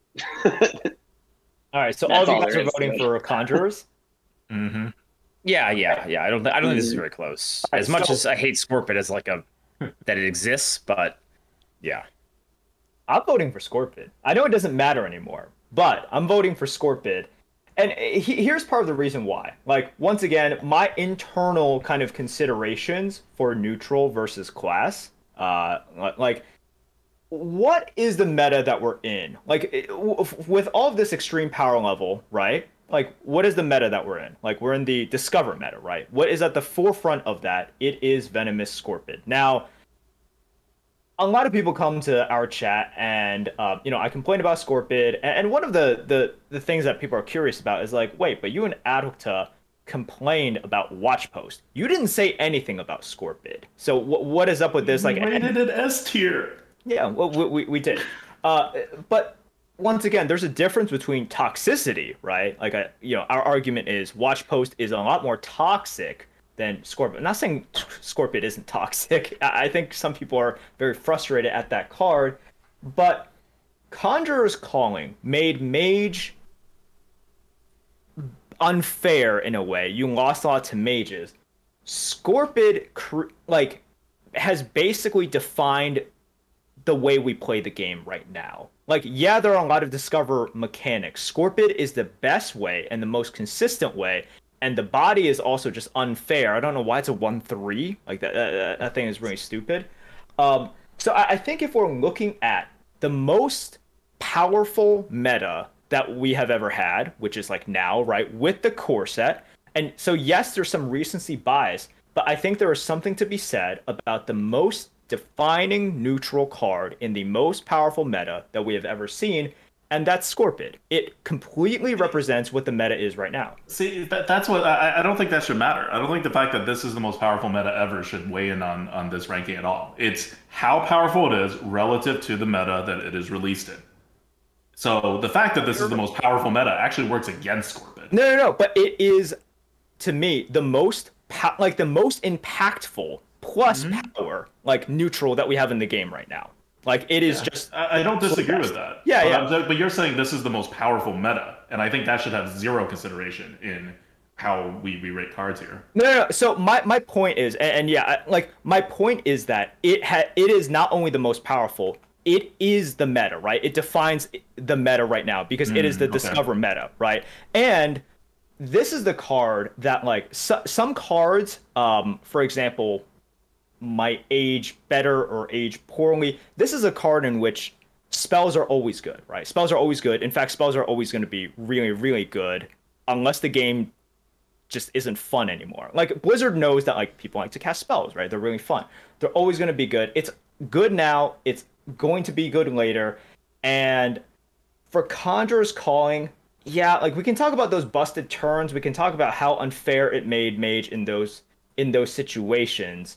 But I just don't see the overall impact. And once again, I'm kind of like an impact person, right? Like, so I would pick Scorpid based on that criteria. Not that it matters anymore, because you guys all voted for Conjurer's Calling, and I think it's completely fair. I remember, like, the Conjurer's Calling and how stupid it was. It was actually stupid because there was so little you could do against it.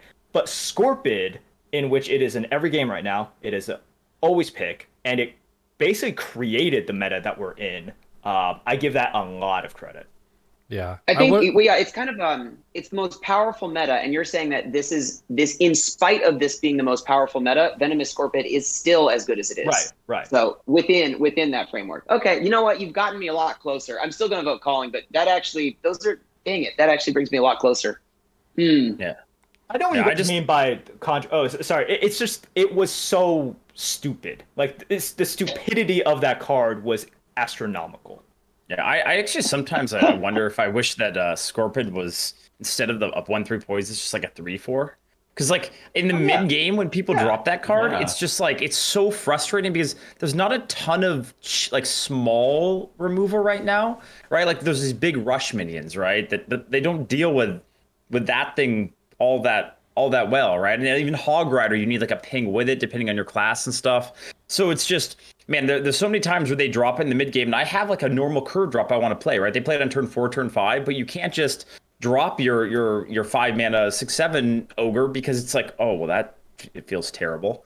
So yeah, I mean, Scorpion's one of those cards. Like, it should be a 1/2, right? Like, it would still for sure, be really at least, good. It's just a at least, 1/2. at least the Scorpion, the other Scorpion, could actually kill it. On 4. Yeah.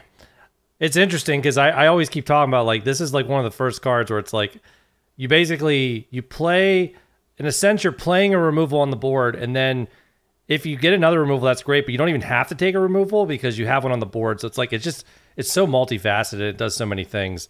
I would have voted for. I'm going to vote for Conjurers, but I definitely was drawn closer to Scorpid by Merps' arguments for sure. So, yeah, it's just about how you look at these things and how you like. How much credit do you give for a card defining and also enabling and pushing further a certain meta, right? And that's up to you guys. I mean, that's one of the fun things. Go ahead. I think Merps overall would lean more towards neutrals, even in the earlier voting, if we were part of it, because of the philosophy that he brings into this outside of Fire Plume Phoenix. Yeah, I would. Yeah. I'm now realizing that I'm really glad I didn't bring you on for the earlier rounds because, man, this would have been really long. It would have been like I've watched every one of your card reviews since I played Arena. And it's one of those. Mistake. I know, no, it is, but it's funny because it's like a rite of passage. I have to get enough food to survive 3 days, and then I have to clear my whole schedule for the whole day, and also stay up till 3 a.m. And but I love it. So it's something I do every meta. So I mean, all the cards are 4.5. I don't know why you need to watch their whole long one. I get it done, bang it out in 2 hours. They're just all really good. It's easy. Yeah, it's kick. All right, so next we got Keeper of Aldemond versus Troublemaker. So the floor is whoever wants it. All right, I want to talk about this first. I knew it. Keeper of Aldemond is one of those cards, and ADWCTA can. I'm just gonna tune out now for the next. I actually remember this. Is there history about Keeper of Aldemond? There's a history. Okay, so I made sure this one went through for a reason. It worked. There have been cards that God, how do I even describe this? ADWCTA and I have been reviewing cards for a long time. I am known as the person who hates on cards. So he will be like, hey, isn't Pyros really good? Or, cards other than Pyros. Pyros is the extreme example. And I'm like, no, they suck. Keeper of Aldemond was probably the card I was the absolute loudest about. And ADWCTA, I remember during that time, you're like, it's good. It's like, you shouldn't be this crazy about it. And I was like, no, this card changes the way that Paladin is played, and up until that point it is very consistent. Paladins were powerful, but they were awkward. They had a lot of cards on 4, and this is another card on 4, which a lot of people use that as a critique. It's like, oh, it's just another powerful card on 4. But things were awkward for them. They didn't deal small damage very well. Also, they couldn't hard remove you. This is before you had stupid 1 mana, turn your minion that's attacking into a 1/1. God, I hate that secret. That secret is overpowered. But you didn't have a sort of Libram of Justice. You had Aldor, and you had Aldor. That was it. Humility effects, right? You couldn't produce the health. Yeah. Keeper of Aldemond. I looked at this. I'm like, Paladins don't they can't have something this flexible, as in turning either one of their 1/1s into a 3/3. Or turning the Boulderfist Ogre or the Bog Creeper or whatever on the other side into a 3/3 as well. It just gave them this flexibility that you can't give them. If you have the most independently strong class at that time, like they already were in terms of the power level of the cards, and you give them flexibility as a card that can target your side, their side, and do something that they couldn't do before, really, that was ridiculous. So this is one I went to ADWCTA and I was like, this is gonna change the way that the game is played. It's amazing. And he's like, what's wrong with you? You're never like this. So Keeper of Aldemond was one of those cards where I was just so set on crying out from the rooftops this card is ridiculous. And it was ridiculous. So look, Troublemaker's very good. One of the problems I have with picking Troublemaker is it doesn't change the way warriors are played, and it's the power level now, right? It is extraordinarily good. Once again, I give credit to a card that allowed a class to do something it didn't do before. It made you think about playing the class differently, which Troublemaker doesn't do. On a pure power level, it's Troublemaker, but for this vote, I'm voting Keeper of Aldemond because of what it did in the Paladin matchup. Yeah, Keeper of Aldemond was 2015 in League of Explorers, so it was fall of 2015. This game came out in like 2014. This was a super early card. Like there was nothing up to this point, right? On this list in our top 16, this is the earliest card to make an appearance. And that's really, I think, what's driving this. Like at the time, it made Paladins impossible to deal with, and like while at the same time being a card that was at the very top of the just normal power level for class cards. Yeah, I kind of echo similar sentiment. I mean, I think Troublemaker, as much as I gave hate about it for taking out Ganarg, but I think it's still an insane card, right? Like it definitely, it's one of the best cards right now. But I think the dual nature of Keeper of Aldemond is what really does it for me. And in a class with zero powers making 1/1s, like that card was like never bad. Worst case, let's say you play it to turn their Yeti into a 3/3, right? Or what you still set up a favorable trade on the board. That's just kind of like your bad Keeper of Aldemond, right? So even in the worst kind of scenario, it was still good. And yeah, at a different time, right? A time where power level was very different. So yeah, for me, this is a fairly easy Keeper of Aldemond. Like for example, the 9.4 arena player had 3 Troublemakers in my deck, and I only went 9 or 10 wins. Right? So it can't be that good. Otherwise, I would have gone 12. Agree? Do we all agree? Can I get an amen? I think we agree. I think we all agree. I'm not hearing anything from Merps. Merps? Big from me. Well, I mean, I have a clip of me. A guy played a Troublemaker on turn 8, on turn 9, and on turn 10, and I won. So therefore, like, I have to go with Keeper. Boom. But I mean, more evidence. I actually have. It's a really funny clip. I have it on my YouTube. Not to. You guys should all not take Troublemaker. You hearing us? Yeah. Don't do No, it. but don't pick it. No, but we talked. Me and Kellen talked about Keeper a lot of different ways through the first couple rounds, and I thought this was actually pretty easy Keeper because this card just. Its meta impact was just like I remember this card coming out, and this was like me pre-infinite, just when I was just kind of starting out, and I was like, man, like, why does this card exist? So yeah, I would go Keeper. Is anyone not going Keeper? I think we all are, right? No, we're 5-0 on Keeper. This is going to be an interesting Keeper versus Conjurer's Calling. Two cards that are bad for the exact same We got some matchups reason. coming. Got some matchups. All right, this is our last bracket of the this round. We got Twin Tyrant versus Cycle of Hatred. I saw this one. I thought this was really interesting because they both have I shouldn't say similar impact, but they have somewhat similar impacts, and it's at a similar point in the game, so it's kind of great. So what do you guys think on this one? I'm going to go with the Merps argument on this one. I think the fact that Twin Tyrant is a neutral, for me, just makes a huge difference if we're talking about them like head-to-head. Just, it was so common. Yeah, it literally was a common card. Yeah, both, and I mean, it was also generated a lot too on top of being a common card. So it just, I mean, it was so difficult to play around, right? We always talk about that, and it's like, even if you just hit 1 minion, it was still really good, and it's just the body is still relevant. So I don't know. I'm also very partial to. I guess, I like AoE on a stick. In a way, Cycle of Hatred is kind of reverse AoE on a stick. So, they definitely do similar things. And in that way, they leave you something behind while also clearing. But yeah, I think they're both great cards. But, we also talk about, like, Expendable Reformers might be better than Cycle a lot of the time, right? It's more flexible. Right, so it's just when you have I take it over a Cycle every time. Yeah, exactly. So when you have those two cards, just it makes me a little bit less willing to fight for Cycle of Hatred, I guess. So for me, it's a fairly easy Twin Tyrant here. Well, I remember when what was it last winter when it was kind of like the tail end of Twin Tyrant era, and everyone was just so sick of it. I had to talk Keladar off a cliff for like 3 months straight to stay playing Hearthstone because he was so ready to quit the game. And I still quit. I still quit anyway. I still quit.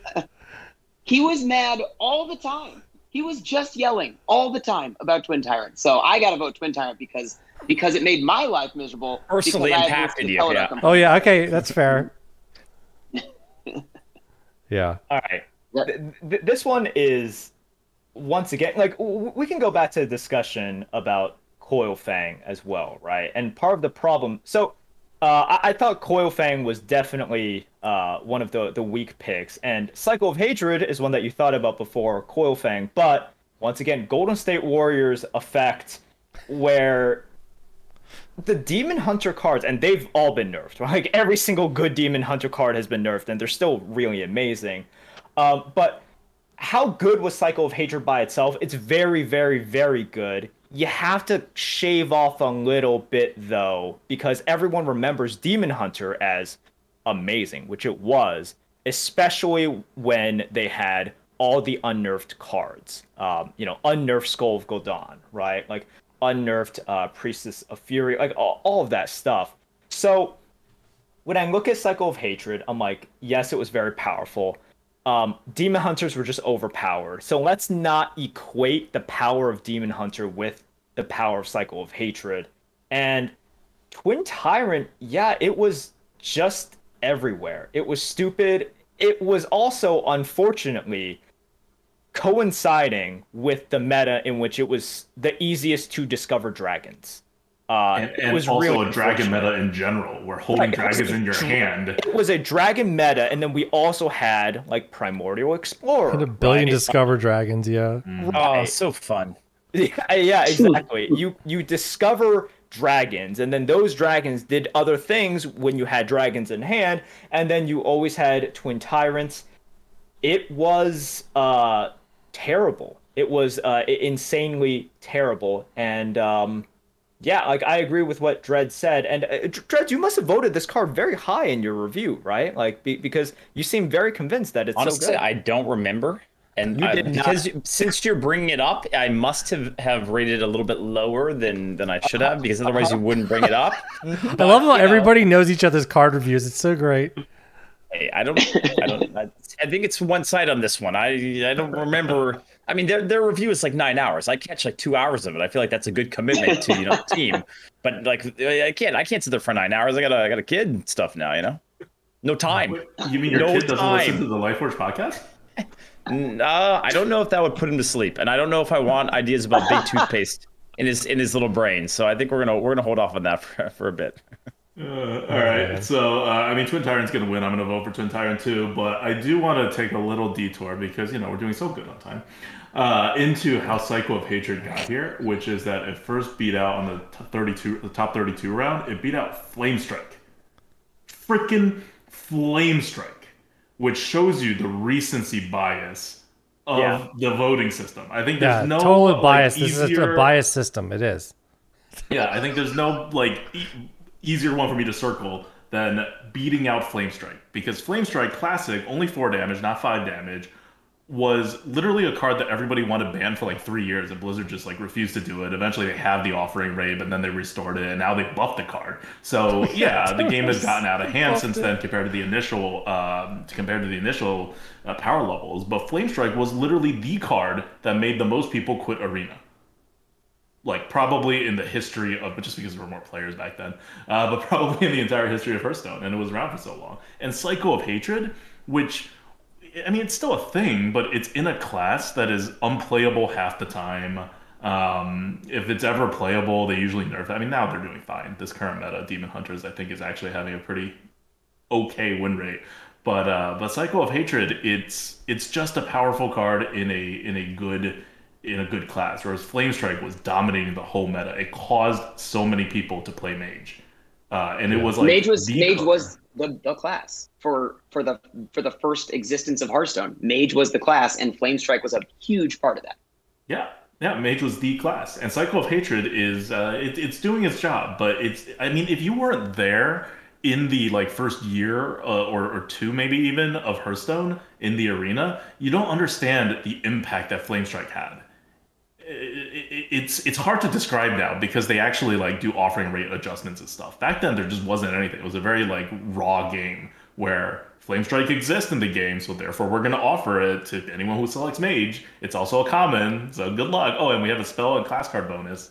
So good luck with that, guys. And sometimes you get hit by Blizzard into Flame Strike, even back in those days, right? And that even now that obviously it's not a thing anymore with Blizzard being out, but even now if that card was still around, that's still busted. So yeah. So after beating out Flame Strike, it goes and beats out Potion of Madness, and Potion of Madness, by the way, had beat out Defile. No.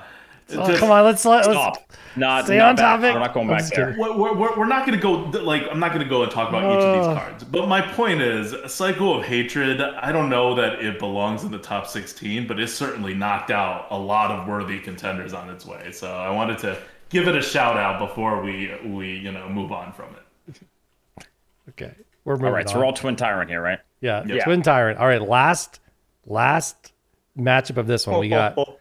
We got Hysteria, and I made sure for ADWCTA, I made sure to get Giggling through, and I did. So Giggling versus Hysteria. Now remember, for history's sake, this card started at 5 mana, then it was nerfed, and it went to 7 mana, and I don't remember why or when, but I know it got moved to 6 at some point, and now it's back to 5 again. I don't know, because they like unnerfed wild cards or something. So didn't it get moved to 7 and then back to 6? No, that's what I'm saying. That's what I just said. It went 5, 7, then it went 6. And then they did like the unnerfs of wild cards, and then it went to 5. Right. So, but this matchup I really liked. I really like this one. These two cards are both pretty meta impacting, obviously. So I think it is still 6, right, Merp? It's still 6. They never moved it back to 5. That was too dangerous. They deemed. Yeah, it's 6 right now. Is it? Oh, I'm sorry. Okay, well this is at 5, but 5 when it came out. We're evaluating it at 5 for anyone listening. But okay, I'm sorry I missed that, but missed that part. So.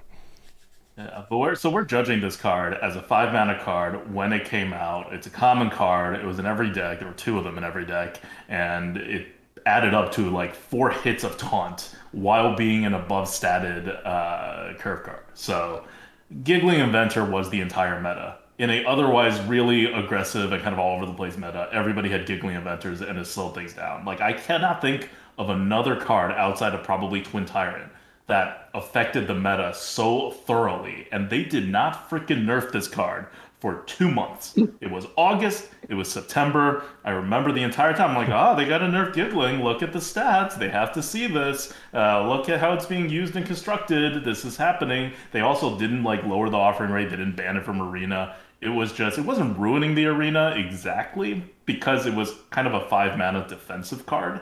But it was like, it had the Giggling Inventor summons 2 Annoyotrons, which are annoying, but not the kind of like punch in the face that something like Cycle of Hatred or Troublemaker would feel like. But it touched every corner of the meta. On the other hand, Hysteria, and I think Hysteria fits in with one of the things I noticed about this list, which I'm glad of, which is that no removals, not even Psychic Scream, not even like giant removals, nothing makes it to this point if all it does is remove stuff, no matter how good it is. Because removals are relative to what your opponent can put on the board, so it is naturally balanced in some way. Like think of Shadow Word Death, which even back in the day for 2 mana was going to kill anything that you really like needed to kill. And it was a really good card, but it wasn't breaking the game. Mind Control was a little more problematic, even though it was a 10 mana card. But Shadow or Death was always just, it's there. It's a really good card. Take it. So that's what Hysteria is to me. Yes, it's an insanely good card, but ultimately, it's kind of like a Psychic Scream that's not as good as Psychic Scream, but cheaper than Psychic Scream. And all it does is remove. And I don't think at this level you can, like, even if Hysteria was 2 mana, I don't think it beats out Giggling Inventor. Yeah, so it's interesting. You talked about Giggling being a defensive card, and what has been kind of ingrained into my memory about Giggling was the coin Giggling into Fungalmancer. Like those 2 cards were just in that meta were so connected, and it was just like at that time there was no way to play around that, because even if you were ahead on the board, you're not going to have enough hits to get through enough of it to not have them at least land like a double fungal, and it just. Yeah, so for me, those 2 cards, I'm looking at them kind of together, and it was just very, very meta defining. And if Giggling was 5 mana now, I think it would still be really, really, really busted. So for me, this one, I definitely do think it's giggling. But what I will say about Hysteria is one of those cards where you could maybe say, okay, there's a lot of cards that do something similar, but it's a lot cheaper. And at least at the original cost, like, it's just so frustrating to play against. And I would say it's also a card that if you're a good player and you're a little bit ahead on the board, it's just, it's harder to play around as well. So for me, Hysteria is probably another one of my really most hated cards of all time, just because of how early it can come out and how impactful it can be. And if it's played in the late game, sure, it doesn't develop something on its own, but because it's so cheap, they can drop something behind it. So yeah, I really dislike Hysteria, but I do think 5 mana Giggling, especially for the time, is just a better arena card. Yeah, so one thing about the time that it came out, this was 2018 in the fall, and this was in the middle of their restoration of balance period. This was Boomsday, and that whole year, all 3 sets were decently balanced. This is going to kind of go out the window right after that. But this was during like a relatively low power level segment in the arena. I mean, the sets before that were high powered, so it's not like the power level wasn't increased. But at least there were a couple sets that were released that were on the low side. Yeah, I got to go for Giggling Inventor too. I think it's closer with Hysteria. Hysteria doesn't feel like the other large AoEs or anything like that because it can allow you to take out 2 big minions for 3 mana. If you're behind, it gets you into games you couldn't get into otherwise, especially because of the cost, where you can be completely behind, clear the board, and develop, which is something that other large removals don't allow you to do. So I think it gets an edge over things like Psychic Scream or Light Bomb or whatever you want to put there. But I remember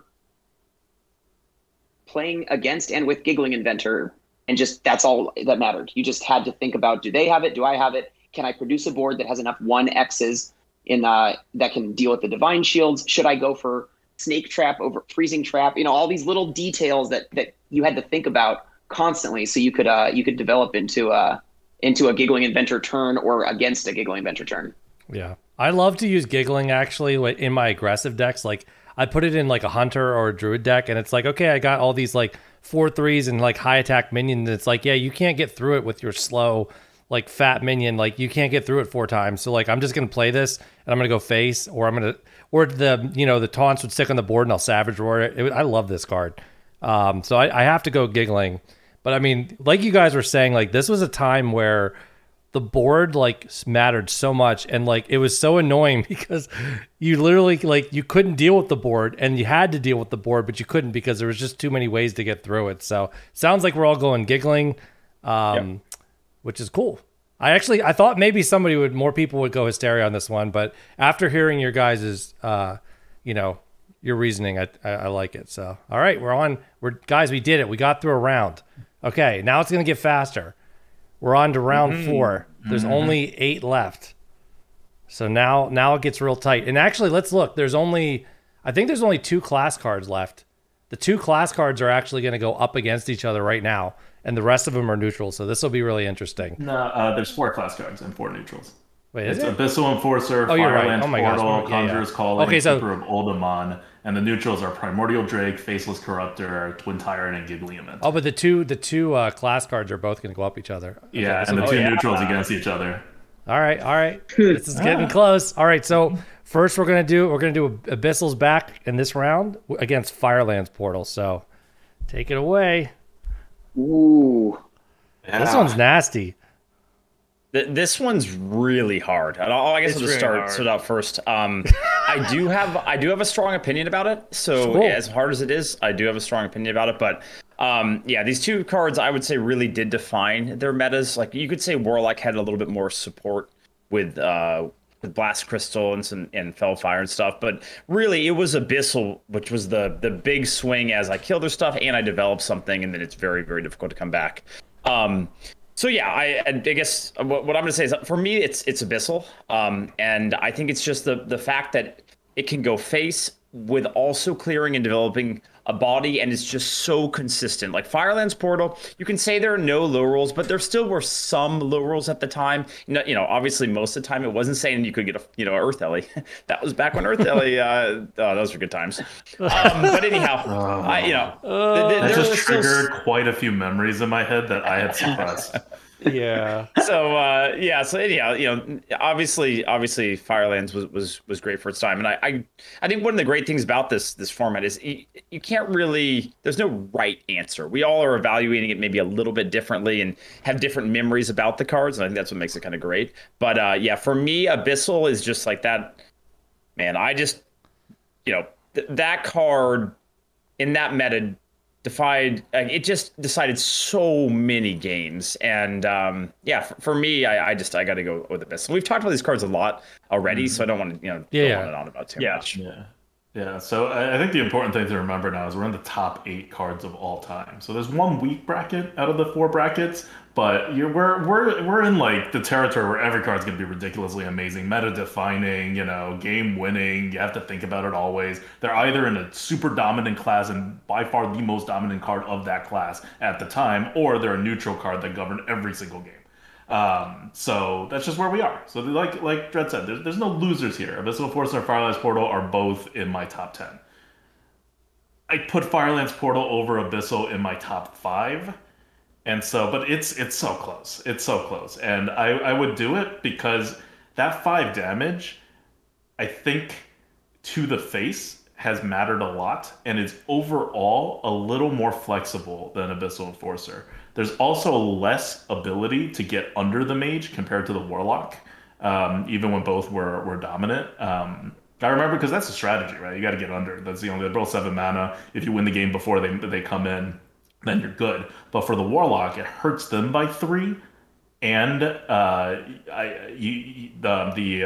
card itself is coming in and only dealing 3 damage. So if you had stuff that had 4 health, you were able to survive that and go face afterwards to finish it off. Whereas for Firelands Portal, you need to spread, right? So, but you needed 5 health, and I found it easier to get under the warlock during the warlock dominance era than I did in Firelands Portal. So that's what's governing my decision. But it's 1-1. It's 1-1. I'm voting for Firelands Portal for a lot of the reasons that ADWCTA talked about. Number one, I try to look at it in terms of how, like, in what ways and in how many ways can the class replicate what this card is doing. Now, there's no exact card like Firelands Portal when Firelands Portal came out. Just like there's no card exactly like Abyssal Enforcer. They were the cream of the crop stuff. Warlocks just had access to a lot of AoEs. So if you look at just the AoE aspect of Abyssal Enforcer, it was duplicative of a lot of AoE and a lot of initiative that Warlocks had at that time. And I agree with ADWCTA in terms of, okay, so if we're really stuck, I am going to evaluate, can you play around? And in one way to play around is to play under the card. And when I was, tryharding, leaderboarding, and when I reached my number 1, a lot of it was just to get under Abyssal Enforcer, to get under not only like Abyssal Enforcer, and then when I kept playing Hunter that year, to get under Primordial Drake, right? To get under these cards, so that even if they played them, it didn't matter. And for me, if you were in a game with Warlock at that time, you could structure your deck in order to do that and play towards that more often than you could structure your deck to kill the mage back during the Karazhan days, to kill the mage before they could play Firelands Portal and then play the next Firelands Portal or the Flame Strike. Once again, this is like small nitpicky stuff now. Right. But the fact that if we're talking about 3 damage AoE, well, Warriors have a ton of AoEs, especially by the time Abyssal Enforcer came out. Firelands Portal, yeah, they had Fireball, they had Frostbolt and everything, but that sort of damage I considered more valuable to the mage than an additional AoE, even though it was a super cost-effective AoE on a stick with Warlocks. and then you got to penalize a little bit for the fact it damaged the Warlock's face. And, you know, can I avoid Abyssal Enforcer more than Firelands Portal in the meta in which they came out? To me, the answer is yes, because I did it a lot. One thing I do want to point out is in your timeline for Abyssal Enforcer came out in December, and by April we had switched to the bucket system, which made it much easier to like deal with Abyssal Enforcer as well as things. But Abyssal Enforcer's dominant period did not have the bucket system. So when you're talking about you getting the #1, that was in the summer of that year, so you would have had like an advantage in drafting. Yeah, we're talking about just like the hunters, right? I mean, Victor used hunters. Like he played Warlocks and then he played hunters, and he said there is a way to get under Abyssal Enforcers, right? He did that. That's how he got. I think your point still stands. I just mean in terms of the timeline, like if people are trying to remember back to how they felt, like, Right. The Abyssal Dominance era started when they nerfed Hunter in like the middle, towards the end, middle, like around Christmas time in December, and then it stretched out for like a month or two after that. Yeah, see, it's interesting because you guys both feel like it was easier to play around Firelands Portal, and for me, it was the opposite. And the reason that I feel that way is because as good as Firelands was, you know, it was very much a like, can you kill that one minion? Like, can you, if that minion has 6 health and you can't ping with it, it's not going to be good, right? And for me, when I played Abyssal or played against it, even in the cases where Abyssal wasn't great, like didn't full clear, it still cleared up enough of the board, and it was such a crazy swing at that point that it just was oftentimes game winning anyways. So, you know, again, it's all probably just about how much we remember each of the cards a bit, but yeah, it's interesting how we both have played through the whole period of time and seen all these metas, and for me, it's just Abyssal kind of stands out more.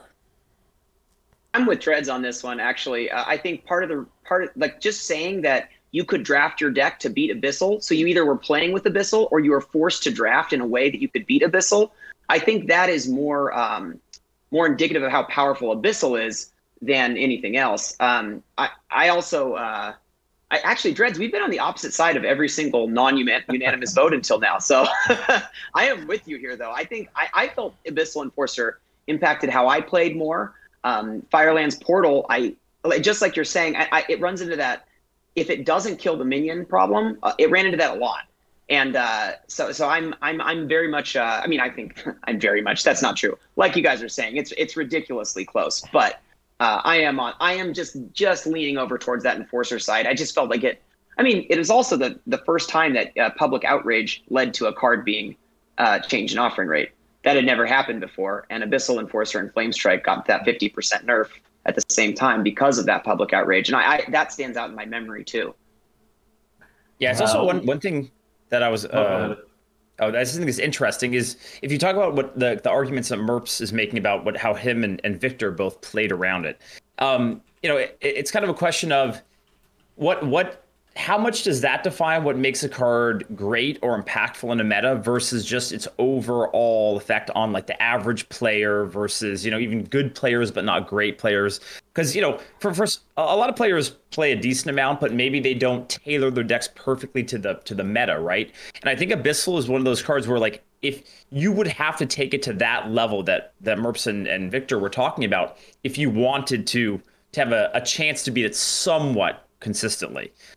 So yeah, that, you know, again, I think it's just an interesting way of thinking about the cards. How much merit do you put to what the best players you know, say about how they can beat it versus just the overall feeling of the cards too. Out of curiosity, everybody should answer this question. In your memory, were there more mages in the Firelands Portal meta, or more Abyssal or more warlocks in the Abyssal Enforcer meta?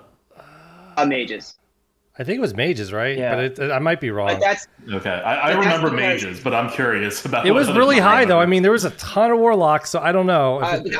I think that's because that was when Priest got all of the insane Priest cards too. So there was a huge number of people playing Priest with Potion and Dragonfire, all the both potions and the MSG so they're, boom. Yeah. So I think that's a factor of Firelands Portal existed in a world where Mage was already good, and then it was just, you know, percentage points ahead of every other class. Where Warlock was amazing, had a, you know, it had a really high win percentage, but so did Priest, and you know, I think that's why that happened.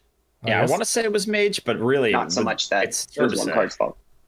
Yeah, because like Warlock, I just know I played a ton of Warlock when Abyssal was the best. I mean, why not? It's just so fun.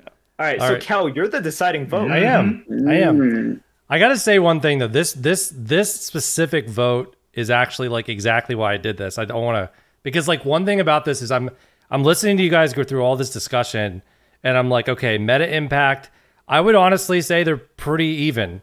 Like, and then if you go by power level of the time period, it's pretty even. Like if you're gonna, I evaluate like you can't like obviously maybe Abyssal's power level was higher, but I'm evaluating it based on when, you know, it came into the meta. So like that's pretty close. And then I go by memorability, and that's pretty freaking close. And then you go by what ADWCTA just said about like how much did people play the classes because of how powerful that one card was. And it's also pretty freaking close. So I tried to throw it to chat, but I didn't really get much responses. So I guess I'm going to have to make the decision here. I don't know if I'm going to go through many arguments because, like I said, you guys pretty much made every argument there is possible. But I'm going to go with Firelands because when I really think about it, like, again, both cards were amazing, but that's the card that, like, I remember more than Abyssal, even though it's really close. It's probably, like, 52% to 48 or something. Like, it's really not that much of difference. But I look at, like I said, the meta impact and the power level almost even, and then to me, it's just by remembrance. So I just remember there being, like facing, I remember a 12-win run where, like, I counted there was 10 mages I faced off, and it was just all mage versus mage, you know, like, so pretty close. But I think it was I think that was one of our best discussions out of all of them. That was really good.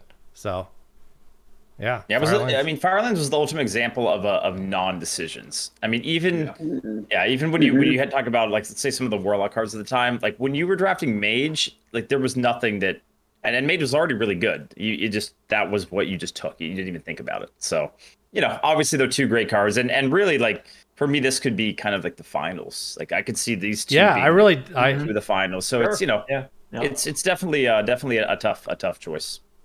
All right. Like we're getting rid of Abyssal Enforcer first, but it's not like it's number 8. Yeah, that's exactly the higher point. Than that. Yeah, especially with the upcoming matchup. Oh. I was about to say. Yeah. Okay. All right. So next, introduce the next one. Yeah. So next we've got Primordial Drake versus Faceless Corruptor. So. All right. So the power level has gone down significantly from our last discussion. Yeah. But Primordial Drake was one of my most hated cards ever to exist. So I'm going to go with Primordial Drake over a Faceless Corruptor on this one.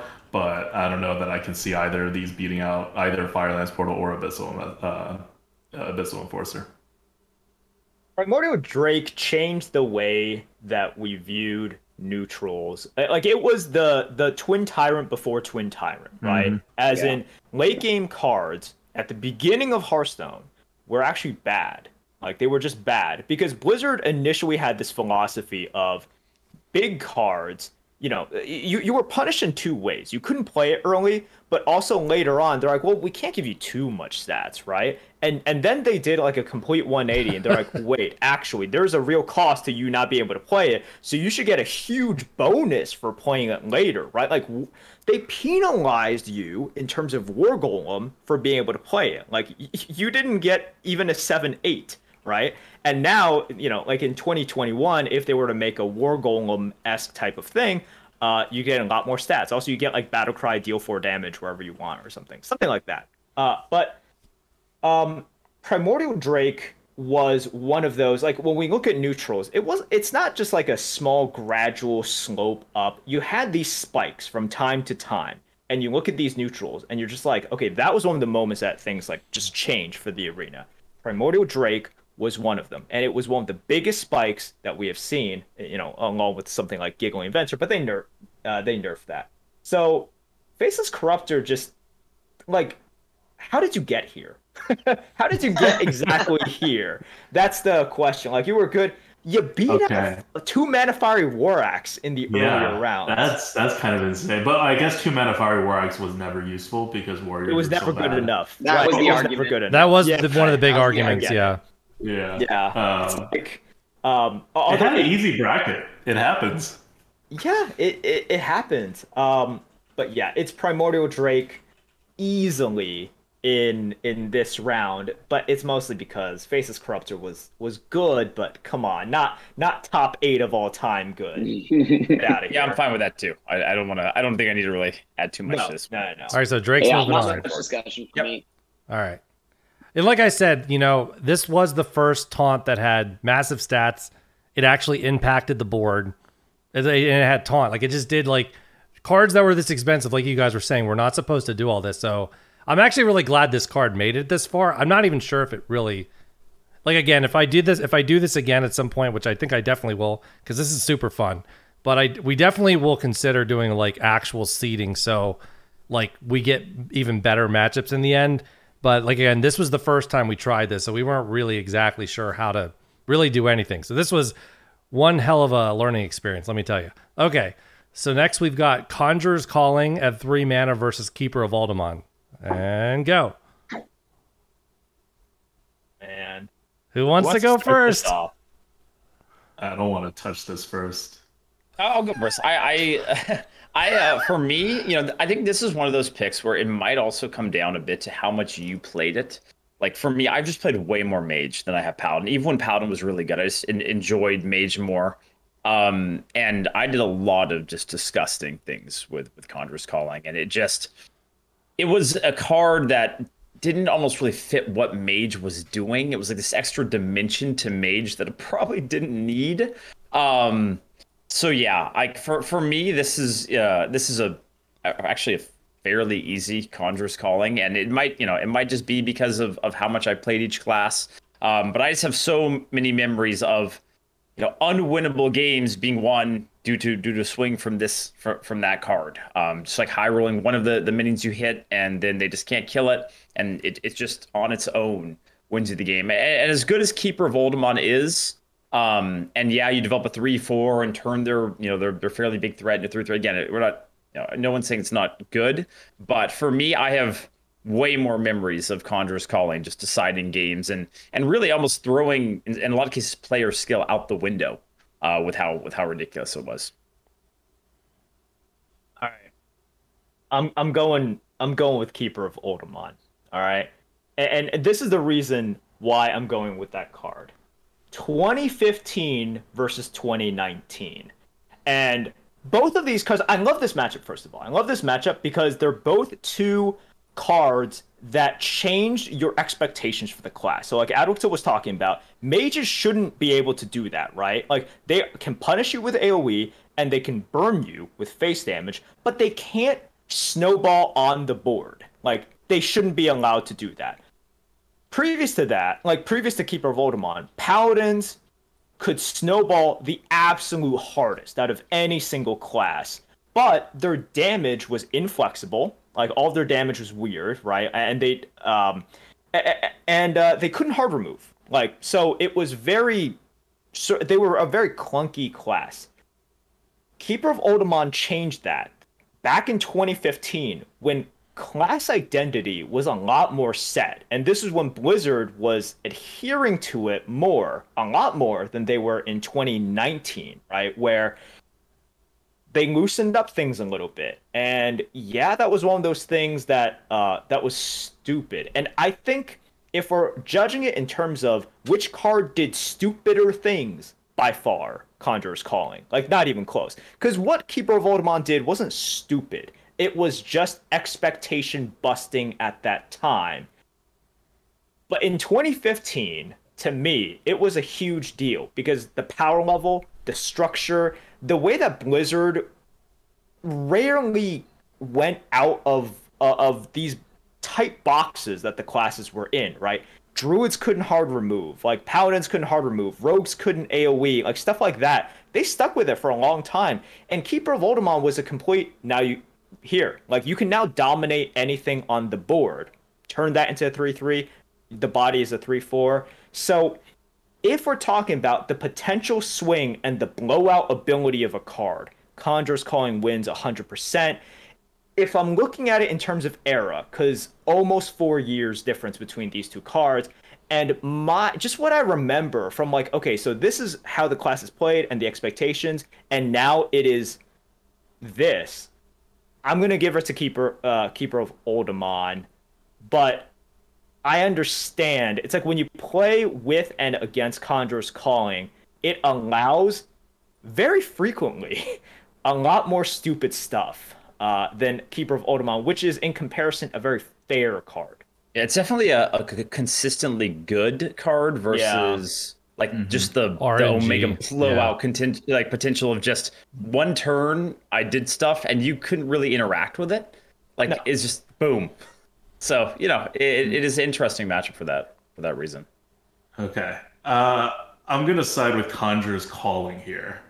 Because I don't think the class identity is as set as Merps makes it out to be. Like, by this point, we already had Mulch. We already had Dark Iron Skulker. Rogues could do board clears. Druids could hard remove.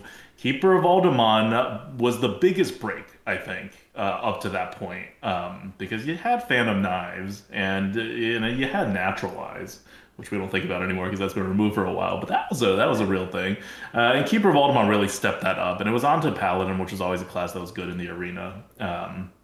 So it is escalating it, but it's not like we started with a very good class identity. Like, class identity was already in the middle of breaking down. So when I say that, like, they can't do that, what Blizzard basically said was, like, you can't do that, and if we give that ability to you, there is a real cost to it. Naturalize, right? This is why we said before, Druids couldn't do that. Like, yeah, you could, but because it wasn't part of your class identity, you paid a ton for it. Right. And then, of course, you had Keeper, in which you could do it and you pay nothing. In fact, it's like just a really good thing. You get stuff for being able to do this. That's what I mean. Yeah.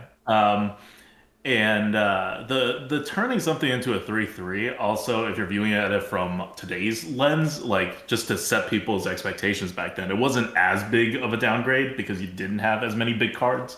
So you're not, like, turning 12/12s into 3/3s. You were probably turning 5/5s or at best 6/6s into 3/3s. You'll get a couple of big plays here and there, but you're not really doing the biggest swings. It was more the expectation busting and the consistent goodness.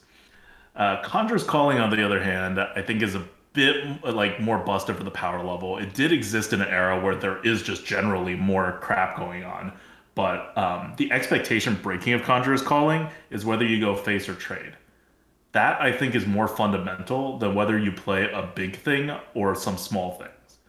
Like, they're both pretty fundamental to, like, Arena and Hearthstone, right? They're some of the most important decisions you get to make. But how you attack with your minions, I think, is more of an impact on skill than when it comes to playing it out. Because oftentimes you won't have a choice of what you can play out on certain turns. Whereas you always have a choice whether to go face or to remove. So that's what I'm basing my decision on for Conjurer's Calling. I'm having a hard time with this one. I'm having a really tough decision here. I remember Keeper of Aldemond as the first 4-mana 5/6. That's how I think of it every time I think of it. It's a 4-mana 5/6 with no downside. When Keening Banshee came out, it had a downside, and I think every single one of us absolutely loved Keening Banshee. And this had an extra stat attached to it. Now, I understand that it required you to have a minion in play, but at that time, if you weren't playing against a ping class, your 1/1 stuck a lot. I mean, everybody took 2-drops, but you did too, so there were more opportunities throughout the course of the game to play a 4-mana 5/6. I don't. Well, Kel, can you go down? I gotta think still. If you end this, then I don't have to think about it. So go for it.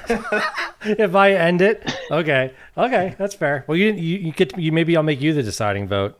I don't know. We'll see. Come on, man. No.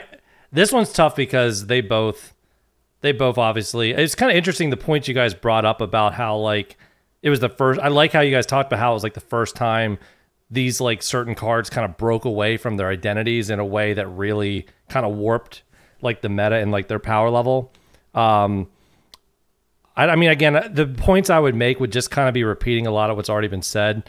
But I'm going Conjurers, just because the power level was just so insane, and you could just do so many things with it. And I remember watching so many players that wouldn't be willing to do it to their 3 mana card or 4 mana card, even though it would win them the game. And then like I talked to them after, and they're like, "Oh, I had it in my hand," and I'm like, well, "Why didn't you play it? Like, you know, you don't have to play it on a 7 or 8 mana card to win the game, you know." But anyway, so I'm going Conjurers. You guys remember that it was in a really bad bucket? Oh, wasn't it in 6? Was it like in 5 or 6? I think it was 5. Yes, this is back in the time. Oh, the buckets. For anyone who, I hated the buckets so much. So you get 3 cards that were supposed to be of like similar power level. And for some reason, they must have just not realized that Conjurers was going to be really good in Arena. Because, you know, maybe if you look at it on kind of a surface level, it's like, okay, you're killing your own minion, and how often do you have a minion in play that's good to do that? I'm trying to figure out reasons why they wouldn't see that it was busted. But yeah, so when it came out, it was in a bad bucket. So when you got offered Conjurers, it was just like here on a silver platter to get an ultimate premium card instead of, I don't know, some crappy 2-drop or something. So, Callum, what you have a free vote. Now you don't have to feel guilty. To vote Keeper, so now I can vote Keeper without having to fear impacting the decision. So, oh, jeez. Okay. Yeah. All right, we're getting close. All right, so now we've got. I wasn't sure how far some like giggling was going to make it. I was hoping it was going to make it this far, but I wasn't, because there's certain people that don't really remember the impact this card had. But this is a good one. So we got Twin Tyrant up against 5 mana giggling. So, yeah. I mean, this is tough. I'll give my pitch for giggling, and that is that one of these 2 cards was not nerfed by 2 mana.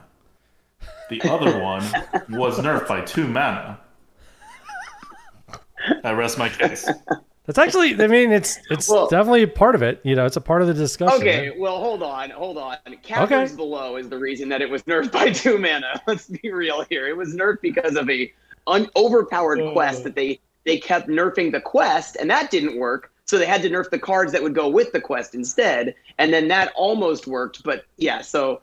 And wait, are you telling me they nerf cards for Constructed, not Arena? Is that what you're saying? But I thought Arena was popping off. No, I'm just kidding. I mean, well, this was the past. That's true. That's true. We're talking about the past.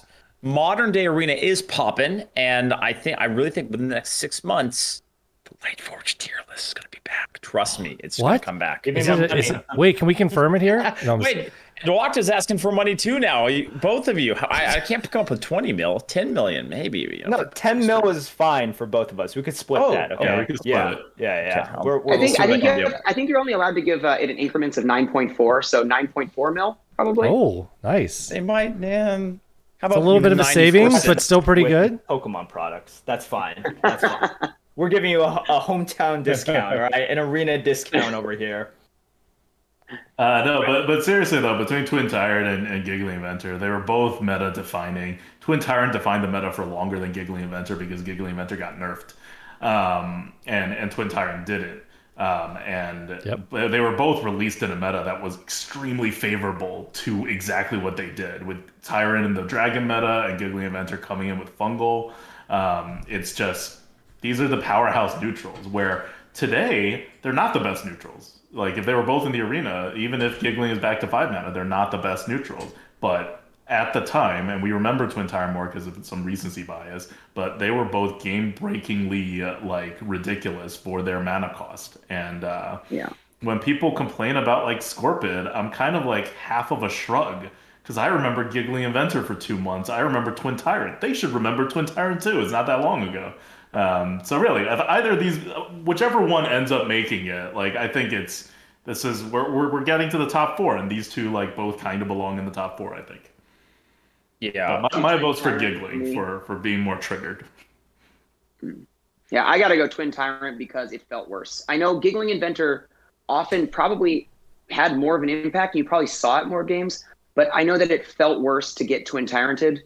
Even though the impact may not have been as bad as the Inventor, it's just that Inventor did so many small things that added up to that bad feeling. You just never quite got there. It just felt like little pings of badness rather than one giant, they had it, or oh my, and sometimes you didn't even realize Twin Tyrant was wrecking you because it was enabling all their other dragon cards.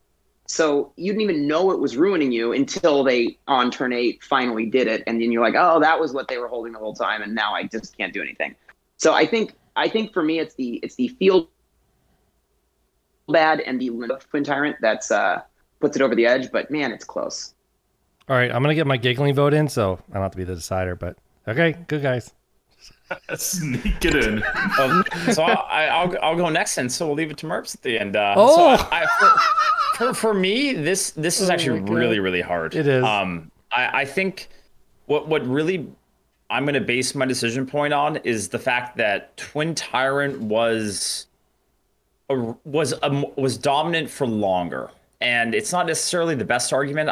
It's just we had Twin Tyrant because that expansion stayed in the meta for so long, and even when new cards came out, it was still just like it was still just such a oppressive force in the arena. I mean, 5-mana giggling today would still be insane, and that's why this is just so hard. And I've made the argument that cards that come out early, matter more, and winning early, in my opinion, matters more. So yeah, it's really tough for me. I'm gonna go with Twin Tyrant, but this is like a 51% 49, that close type of one. Like I had a much stronger opinion about Abyssal, which lost out, than I do about this one. So this is. I hate you guys. I really do. I knew you guys were going to throw this to me because I know how close this was. All right, so here's everything we need to consider because there's so much going for both of these cards. Yeah, like Giggling Inventor was the one that was nerfed. Twin Tyrant is the one that actually dominated the meta for an oppressively long period of time. And it was kind of the defining dragon in the dragon meta, right? Like it was the dragon in the dragon meta. And how much are we going to give credit to that fact that it's like the, in sports, you always debate the player who peaked for 3 seasons amazingly, but for the rest of like the 7 seasons was just an all-star versus the player he got injured. Yeah, because Blizzard. They were injured. So, Kellen, the thing that was interesting was you said that Twin Tyrant felt worse. To me, Giggling felt much worse. That was just for me because whether it was right or wrong, I felt like I had at least a little bit more control, as in I at least had some extra turns to try to do something about Twin Tyrant. Twin Tyrant didn't have taunt, and for me, a minion having taunt versus not having taunt is important. It's just really tough because at the end of the day, I don't like to penalize, like if they were very powerful and they kind of defined the meta that they were in, that should be enough because that's what they are being evaluated on. But Giggling was just in the meta for such a short period of time because of the fact, and right, you can say that was a plus for it because it was so powerful and it was nerfed. But they don't give a damn about Arena, right? Like, it really was the caverns below, and everyone... like, Callan, I remember the Rogue Quest, when it was revealed, everyone made fun of it, right? Like, the constructed players, and on Reddit, they made fun of it. They're like, this is the dumbest quest ever. And then I remember in the beginning days when I watched, all the constructed players play it, and then I think it was Dog that I watched, and he was just like, no, I think this is decent, and then he played it, and then, of course, everyone sort of picked up on it very first day. Like, it wasn't something that one person figured out. Everyone figured it out, and they played it, and, of course, Giggling was the backbreaker. It was the backbreaking card because it just did so much. Like, yes, they had...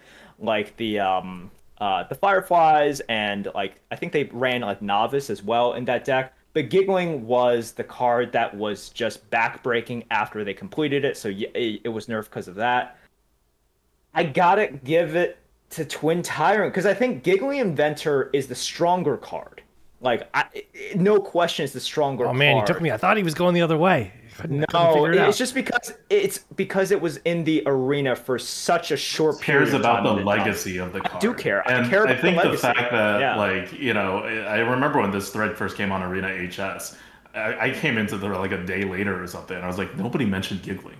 Nobody suggested Giggling as one of the best cards ever. Giggling is definitely in the discussion for one of the best cards ever. But and I got upvoted a lot afterwards because once people heard it, they're like, "Oh yeah, that's right. I remember freaking hating this card and how it was in every game and how I drafted it all the time. It was a common and they nerfed it, blah blah blah." But it's not as in the Hearthstone Arena like history the way Twin Tyrant is. Like, I get it, and Merps is very concerned about the legacy of a card, right? And like how it's kind of my feeling too. I think Merps and I both had that kind of similar thought about it, right? Where it's just, it was around for so long, it defined the meta for so long, and as good as Giggling was, it just, and some of this just comes down to feeling, right? And it's just, it doesn't feel like it was a better. Yeah, it just feels like Twin Tyrant. It just feels right. As weird as that seems. Yeah. No, I'm totally with you guys on the legacy part. I've been judging based on taking a snapshot at 1 month after release. Yeah, and if we stop there, and once again, this is like, like that's not clearly defined as like, okay, this is exactly how we look at it. So, for example, for me, MCT would have been it wouldn't have won, right, this entire thing, but it would have been in the final 16 because like that is the extreme of what I'm kind of preaching here, right? Like legacy, casting the shadow, this kind of stuff. But no doubt, if we're just comparing power levels when they first came out, Giggling is so much more powerful than Twin. 5-mana Giggling Inventor during that time in which you had less just random small things on the board, like to just populate it like we do now. So you had less like varied boards. You had less ways to deal with the Giggling Inventor as well. Just less powerful AoEs, stupid AoEs that we have today. Yeah, and then Fungal, right, which we talked about a lot. Like Fungal is another card that's still really good. Like right now, it's back, and I drafted a lot. It's not an Arbor up, but it's really good. And no card still would be better at setting up Fungal than Giggling. So, yeah. See, I really thought that Merps was. I thought he was going to go with Giggling because it's better for Merps Hunter. Because it protects all your big attack minions. That's what I thought was going to happen. But I mean, it's okay. This is why you get surprises. It's okay. It was Giggling came out one set before Dragon Maul Scorcher. Yeah. This was a really cool matchup. I like this one. But yeah, like I didn't really think about one thing about this whole matchup that I didn't really consider till we even started talking today was like that there was so many different like ways Arena. There was bucket system, non-bucket system. There was like micro adjustments, and then they like changed how they did that, and like it's just you have to like consider all that stuff. And I just didn't really think all this. I just had this like random idea, like let's make Arena cards like March Madness. That was my idea, And then this is what happened. So pretty cool. Yeah, and just like March Madness, sometimes you get like really exciting matchups early on, right? And, your final four aren't necessarily the 4 best cards, but the final winner will always be the best card. Right. It's true. As long as the people don't, scam the votes, it's fine. All right. So we're moving on to the semifinals, I guess. We got Firelands Portal and Primordial Drake, and the other bracket we've got. Oh, it's not moving. There we go. Conjurer's Calling versus Twin Tyrant. So let's do Firelands Portal versus Primordial Drake. Here we go. It's getting close to the end. I mean, for me, as just what Watcha said, for me, this one's fairly easy, actually. Like, if for me, the matchup of Abyssal versus Firelands Portal was kind of like I really that was kind of maybe 1A and 1B for the whole thing. So this is an easy Firelands for me, just because. Yeah, as good as Primordial was, it wasn't as abundant as Firelands Portal at the time, and in my opinion, just not nearly as meta-defining. So, yeah. Yep. I think I would go with Firelands Portal as well. Again, the same thing when I was the deciding vote that brought this one through. Like it was basically the top of everything, where it was like power level of the time it came in, meta impact when it came in, how much do I remember it, all that stuff, everything. It basically, it checks every box. So for me, it's Firelands. Yeah, Firelands Portal beat out Abyssal Enforcer, or Buff, Muster for Battle, and what was the first one? Claw Machine. Yeah. I would put maybe Claw Machine below Primordial Drake and all the other ones above Primordial Drake, and I hate Primordial Drake. Yeah. So I don't think it's close. I think that was just a weak side of the bracket. Yeah. I think it's a little closer than that. I just remember hearing Primordial Drake a lot more, but I'm still gonna go Portal. Right. Yeah, I think it's a little bit closer than you guys are giving it credit for. Now, at the same time, I'm going with Firelands Portal. I think Crip made multiple videos on Firelands Portal. Oh, he did. Yeah, He did. And this was one of those things where multiple people complained about it for a long, long time. Like, it made people almost forget about Flame Strike because Flame Strike was just too clunky, and this was very clean. So it made people forget about Flame Strike and focus on Firelands Portal. And yeah, like, it didn't change what mages could do necessarily. It kind of did, but not so much. But it was just too powerful. It was too powerful. And once again, we're still in we're one step removed from the War Golem days, in which big drops sucked. Like they just weren't good. So you had something like a Firelands Portal, and it was so beyond what we expect from big cards at that time. Meanwhile, Primordial Drake, really, really good. And I keep on wanting to stress the thing that ADWCTA said before, in that it killed all of its potential counters, like the stupid snails and the wasps, and people play that a lot. So if you were killing that and you were cleaning up other stuff, it almost always was a 3-for-1. But 3-for-1s during the time of Ungoro versus Firelands Portal being a 2-for-1 when it first came out, and with the options that you had, I'm taking the Firelands Portal. Yeah. Also, I think my vote probably would change if Primordial Drake was a common instead of an epic. It was like seen like once every couple of games, but Firelands Portal was 2-3 of them. This was a weird offering odds period too, with an offering odds bonus when it came out. So yeah. Firelands Portal was seen 2-3 times if you're playing against a mage, and you're playing against a mage when you get to 8 wins more than half the time, if not like 2/3 of the time. All right, so I think we all voted for Firelands. So, all right, we're almost at the finals. This is going to be the last card that gets into the finals against the Firelands Portal. So here we go. The question is it going to be another class card against a class card, or are we going to get a neutral in there? I don't know. So we got Conjurer's Calling versus Twin Tyrant, 2 mega powerhouses. Don't go running to go first, guys. All right, I'll take this one. Okay. Twin Tyrant as a neutral, and I think I'd make the same argument with Giggling Inventor, just has more of an impact than Conjurer's Calling. Conjurer's Calling came out at a time when Mage was good but not dominant, which meant that you saw Conjurer's Calling some amount of frequency at the high win rates. But Twin Tyrant was the entire meta once you got to like 3 wins. Once it hits turn 8, your opponent had one, you had one, and you were just going at it with Twin Tyrants. And each Twin Tyrant is a 3-for-1. 4-for-1 maybe if you like luck out on it. So while I think Conjurer's Calling's power level is obviously, I think, significantly higher than Twin Tyrant when it first released, Twin Tyrant's impact on the meta, even just in its first month, not counting the stuff that happened afterwards and Conjurer's Calling getting nerfed and whatever else, I think even then, Twin Tyrant had a much bigger impact on the meta than Conjurer's Calling. So I'd give my vote to Twin Tyrant. I'm going with Twin Tyrant here. Yeah. Yeah, there's Merps with a sneak vote. He's getting it in, so he doesn't have to. I'm just kidding. He's like, I don't want to be the last one to start. No, to me, this one isn't that close. As you guys can see from my vote, like right. You're consistent.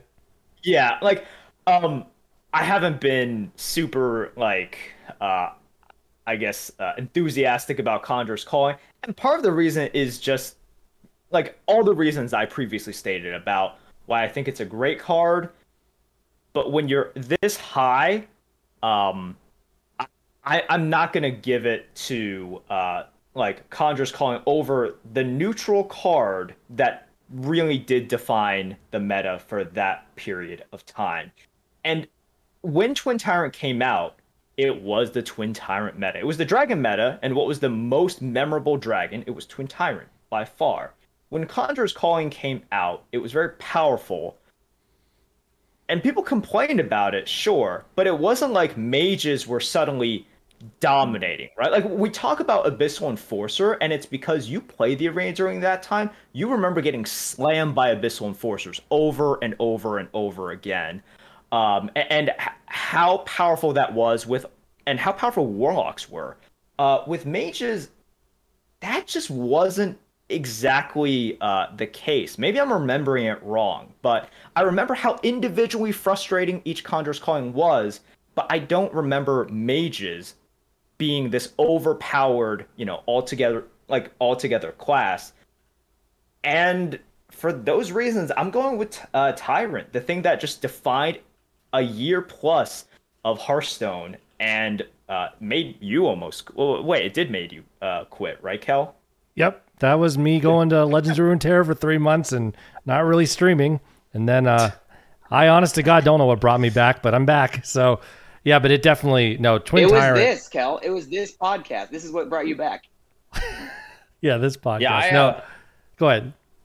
Oh, I was just gonna say, so one thing about that, like that feeling about Conjure and how often you'd see it and stuff. At the time when we talked about how it was misbucketed when it first came out, and the funny thing about it is because it was misbucketed in a bad bucket, right, you didn't actually see it offered as much. So that's part of the reason why I think at the beginning it didn't have that quite as impressive a feel, because you weren't seeing it all that often. And then funny enough, when they adjusted to the proper bucket, it still was miles better than anything else. So then you'd see it more often. So by adjusting it, it was more problematic for the meta. So that's kind of my, just kind of a side about Conjurers. I'm okay with the Tyrant here. I think it's definitely, I like the fact that Tyrant is a neutral and how common it was. We complained about it.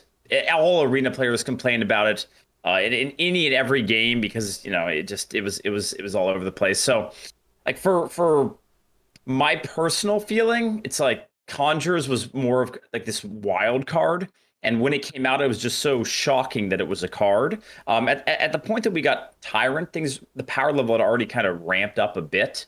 In my opinion. So, Conjurers kind of holds a special place in my heart.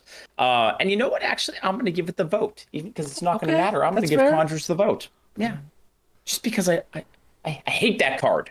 I mean, hate it. Merps kind of put it on a silver platter for me. Like, how do I not pick the card that literally made me quit Hearthstone? So like, I mean, I feel like that's where it's going. So I just want to have. Yeah, that's okay. That's fair. Out. I did that with Fire Plume, and look what happened to me. So I mean, rip Skulker, But anyway, yeah. I mean, yeah, Twin Tyrant, man. Holy shit. I meant to bleep that. That's okay. Kellen, did you get to talk about it all? I'm sorry. I'm just trying to remember who went what to order. No, I am going to go Twin Tyrant though. I think the neutralness of it is, and just the amount you had to think about it was unpleasant. Yeah. It sucks that you could have like 3 Twin Tyrants in a deck and like it still didn't actually always hurt you, which it should have, but it did sometimes, but you could still get away with it. All right, so now we're to the final 2 cards. Dun, dun, dun. I know I don't have any kind of like special sound effect ready, but maybe I can throw it onto the podcast. Anyway, but yeah, this is these are I think I made a prediction in the first, we did the very first podcast where we actually brought all this together. We were at the point where we brought 200 cards to 100, and we just kind of like, me and Kellen just kind of flew through the cards and just tried to cut where we could. Like first we cut out legendaries, and we realized having them in the discussion was just kind of stupid. And we kind of worked through some things, and I definitely would do this differently if I did it again.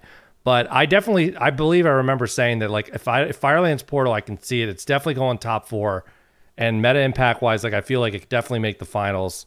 And Twin Tyrant was another one I was definitely thinking would be in the top 8, top 4, potentially in the end. So this is a good one. So does anybody want to take the first swing? I mean, I actually, I've said it a couple of times, but for me, the Abyssal versus Firelands was kind of the finals for me. I get that, yeah. At this point, it's like, when you think about Arena, and like the first class that has to come to mind is Mage. Like it's been for the whole history of Hearthstone, even when it's not the best, people pick it a ton because they just like playing mage. And I think at least part of the reason why that is because in the fairly early days when Firelands Portal came out, it was just so good. And the class was just so fun to play because it was so strong. So yeah, like for me, it's like the iconic arena class and really what is the iconic arena card. So I don't want to need to really talk about Tyrant all that much in my opinion. Like we've gone over why it's so strong, but it just feels to me like if you're talking about overall arena impact added at that time in the meta, it almost feels like Firelands could have been a neutral with how much people complained about it. So yeah, I like Firelands Portal and actually quite a bit here. All right, let me take the Twin Tyrant side of this. All right, that's what I like to hear. So Twin Tyrant came out in a meta, and we talked a lot about Twin Tyrant, but we actually haven't mentioned this. It came out in a meta where we were at endless card advantage, literally endless. I don't know what was happening with that meta, but you never ran out of cards, no matter what class you were, and there was no buckets, and no one could go aggro. Aggro was just purely dead. Everybody was a late mid-range deck or a pure control deck or just a whatever deck that has endless card advantage, but no one was able to push. You add the fact that it's a dragon meta, you add the fact that it's a common neutral. In the Firelands Portal meta, and I've been defending Firelands Portal this entire time, but it was still possible to play around Firelands Portal. Somewhat. Your success rate isn't super high, but I was able to do it, and I found some success, and I was sharing tips about it. And what I remember about the Twin Tyrant meta in the first month is that I shared no real tips about Twin Tyrant. Besides the fact that it was in every single matchup and you had it and your opponent had it, whereas Firelands Portal at least sometimes wasn't in the game, even at the end, because it wasn't even if it was 75% mages, there's still 25% non-mages, right? For Twin Tyrant, there was nothing. Like, if you could get to turn 8, Twin Tyrant was going to wreck you, and you were not going to kill your opponent the turn after, 7 times out of 8 at least, no matter how you wanted to draft your deck. So that memory that I have about how I wanted to advise, my listeners and my viewers on how to deal with it makes me think that Firelands Portal, while I think the overall hubbub about it and people complaining about it was actually significantly higher than Twin Tyrant, even though it was also really high for Twin Tyrant. I think it was a little overblown, whereas Twin Tyrant was kind of the real thing, where there was just nothing you could do about it, and you just accepted your fate, and you kind of saw what happened. I think if Dragon Queen Alexstrasza had not been so discoverable in that meta, people would have talked about Twin Tyrant a lot more. But because there was the DQA situation, there was other things taking up that space for conversation that people were willing to complain about. So I think Twin Tyrant, the conversation about Twin Tyrant got a little nerfed by the discovering DQA. I didn't tell you where Kellen. Yeah, you can't get out that easy. Yeah, well, Dang it, okay, fine. You can't just make a little point and then just pretend you don't vote. I mean... All right. Oh man, this is really hard. I actually think that so I was on Enforcer over Portal, and I feel like it's pretty funny that all the cards that we think are the best are a creature that deals damage when it comes into play, because that's really what Firelands Portal is. And I mean, Abyssal's that, Primordial Drake was that. That's what the best cards do. They provide board presence while removing something at the same time, and that makes it really tough because these cards really do, in a lot of ways, do the same thing. One of them just does a turn earlier, so I'm going to give it to. I know you're not supposed to compare the cards against each other, but I mean that's exactly what we're doing, though, isn't it? Of the earlier you can do something. No, I mean I know. I'm just kidding. It's supposed to be, in their meta, and all that. But I'm with Dreads. I think the fact that Firelands Portal mattered sooner is relevant. So it was also, this is a weird point, and it might not matter that much. But I have saved my coin to go turn 6 Firelands Portal. I don't think I've ever saved my coin to go turn 7 Tyrant before.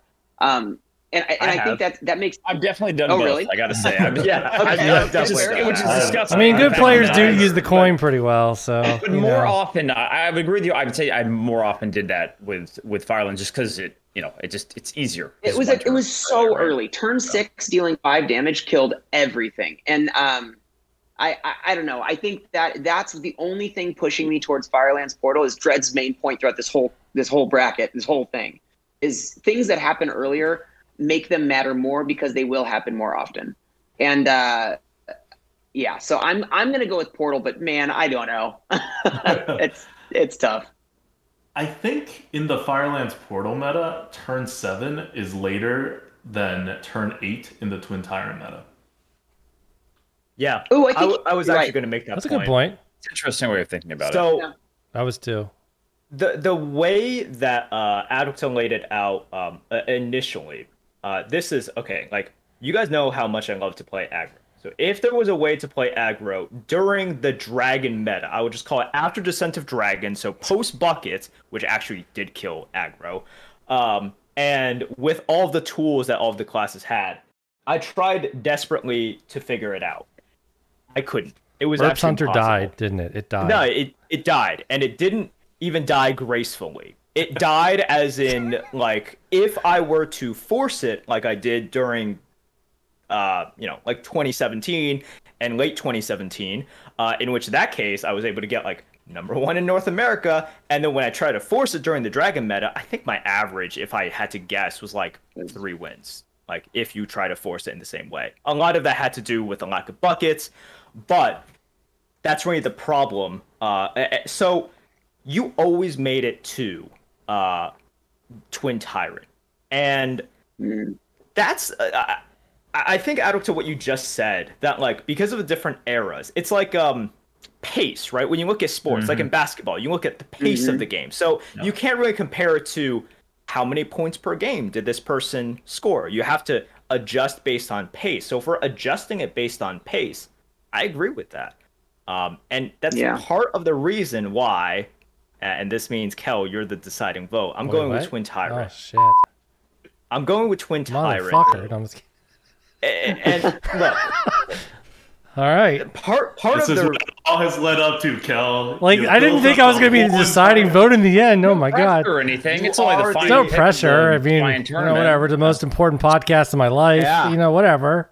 It's fine. So look, it's really close. No, see, I think do now agree. you guys should like do a debate to convince me your vote. No, I'm just Oh kidding. no, we did that. I know, You're I not know, listening. I know, You're not listening. You know, Well, yeah, the okay, I whole was turn 8 actually comes before turn 7 thing that I thought was pretty good. What I'll tell you, Kaladar, is don't stress too much because the best card, Abyssal, got knocked out early. So really, there's no right answer here because we lost it a couple rounds back. Okay. Yeah, Kel, you messed up way before this, so don't worry about Where's I'll- Skulker? Oh man. I mean, was Defile a card? I don't know. Would it made it? I'm not sure. No, this is up against like, okay, these two cards. I can lay it out from my personal experience. This was the first card I remember just taking over over the game mode, and also like I said before, like 75% mages. I don't know what the actual number was, but it was high. I remember that so much, and then also I am up against that memory versus what made me slowly die inside and quit the game. So like, it's kind of tough. Happy memories. Like it's tugging some like hate inside. I'm feeling some toxic. I'm feeling kind of toxic here as I think about these cards. But I'm gonna go with Twin Tyrant because it made me quit the game. But I felt like that was a great argument for Merps. Like, Kel has to vote for Twin Tyrant. I don't have a choice. You guys, Everything. you forced me. So look, all right. Now that we have kind of ended things, I want to talk about, and this is something that ADWCTA discussed when we just talked about the, like, when you first reached out to us, and I think we were saying it's like, man, it's going to be really tough for a class card to beat a neutral card. And if there was a way to do it, it would have to be an early class card because of just the way that the structure of drafting and the structure of how you get the cards has changed, right? So as time goes on, there's more cards. And once again, this is before core set. This is before kind of like a lot of things. There's more cards, right? So, for example, if you see something like Firelands Portal, that hit the kind of the sweet spot where there weren't so many cards. This was before there were adjusts that like just immediately wiped out Firelands Portal before it could dominate the meta for an extended period of time. This was also before they really cared about Arena. So once again, it just hit that sweet spot. But other than that, like once again, there's a bit of recency bias. I'm surprised that something like a 4 damage Flame Strike didn't make it. Like Flame Strike. Yeah, I was really surprised Flame Strike wasn't even in the top 16. I feel like Flame Strike could have made it very far. But it's the same. We're talking about Abyssal as being the kind of like runner up to the Firelands Portal and maybe should have won over Firelands Portal. Yeah, I really wish Abyssal would have been on the other side. I really do, honestly. And I do agree with Dreads that like in a certain respect, like that could have been a finals for sure. Yeah. And Abyssal was one set after Firelands Portal, and it was after the Abyssal set that they brought buckets in, and that started limiting things. And then they started micro-adjusting really hard, and that started limiting things. So that was kind of the end. Like, MSG, anything after MSG, a class card after MSG, the way they've been doing Arena, I just don't think can ever win this. Yeah, the neutrals have just gotten so much stronger over the years. Now that's what you complain about more, just because it's so much more common, right? So things like Scorpid, Twin Tyrant, and Watch Posts, etc. Yeah. I mean, Watch Post. We already kind of forgot about that because it was a short meta. But yeah, like the three drop Watch Post. Imagine if that was considered in it, right? Like it's just. It is very difficult for a class card to compete because you see these powerful neutrals so often nowadays. Well, I mean, do I get like a medal for getting this under 3 hours? Because I thought that's pretty good. You don't know how much I held back. You have no idea. Oh, I was being very generous. Well, thanks so much, Merps, for being so generous today. Really appreciate it. Yeah. Okay. So that's going to do it for the 23rd episode of the Kelcast. Remember, you can join us every Saturday, 8 p.m. Eastern, 5 p.m. Pacific. Make sure you follow me on Twitter, Twitch, or YouTube at Keldar, that's Keludar. Also, make sure you guys follow Dreads and the Grinning Goat. Make sure you follow all their content. Check out all their social medias as well. Thank you guys so much for coming on. It was really a lot of fun. I didn't really expect it to like go this way, but I had a lot of fun doing it. So we're definitely going to do this again. Maybe we'll make it like a yearly thing or something. I don't know exactly, but I definitely think it was probably a slightly more successful than I anticipated. So that's great. So I guess I don't even know. Thank you for putting it together. Yeah, it's a lot of work. It's been very fun to join. Yeah, it was a lot of work. I'm not going to lie. This kind of content is, like we talked about earlier, but there's not a whole lot of this type of thing, partly because it takes a lot of time to put things like this together and get people together to do it. So yeah, we really appreciate you taking the time to do that. Yeah. Well, like I said, we also want to say thanks to John Laux, who does our intro and outro music. That's going to be the Kelcast. We'll see you next week, where we actually talk about the expansion release, which I guess we don't have time to talk about this week, so we'll save it for next week. Okay, Dreads, I'm gonna give somebody gets the floor now. This is a tradition on our podcast. Somebody has to go on a rant and swear. You have to use the F-bomb. So if you're not comfortable with that, don't do it. But I was thinking Dreads could maybe swear about how he didn't get those Pokemon cards he was hoping for. Oh yeah. Oh, so this is unrelated. F-bomb. Remember F-bomb. Oh, so as you guys know, I order Pokemon cards from time to time, and at 3 o'clock today, one of the local game stores up here has Celebrations, which is the fucking 25th anniversary set, which is a big deal, and it's gonna be really hard to get. 3 o'clock, I went on the website, clicked like 3 or 4 of the items before I could even go to my cart to set anything. Out of stock. Oh, you can't do it. So what the fuck? How am I supposed to get them now, Merps? I blame you. That's all I have to say. Just be rich, forehead. That's it. So pay 3x MSRP? Fuck that. Yeah, just be rich. If you have enough money, you can get anything you want. Whenever you want. Whenever you want. Just like you can spend $3,000 for a video card now, and it's advice to the kids out there. Just get rich. Just be rich, forehead. Yeah. Like you want a certain goods, just be rich. That's it. All right? Get rich, bitch.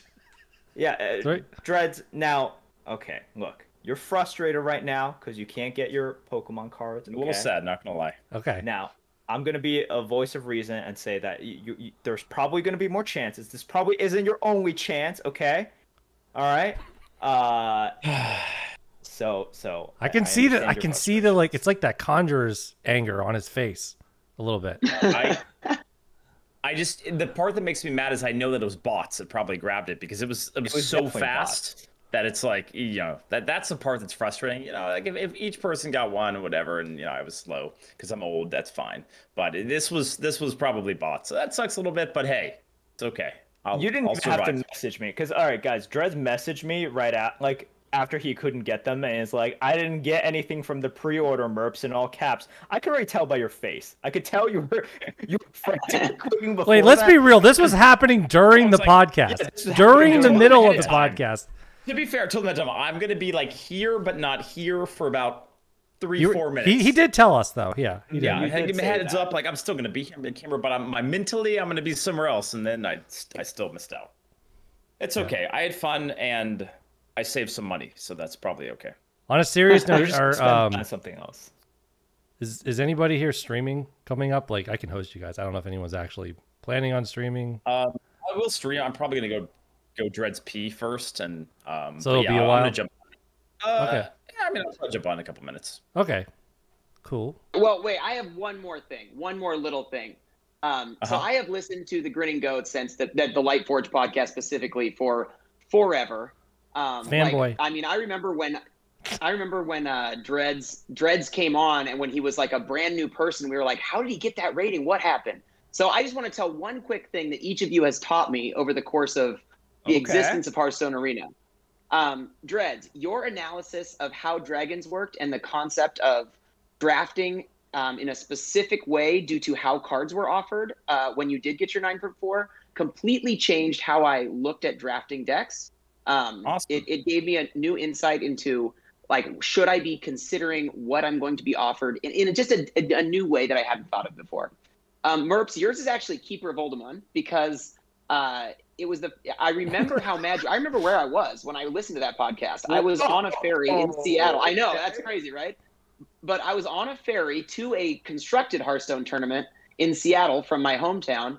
And I had not even seen the card yet. I had not even seen any of the spoilers for this.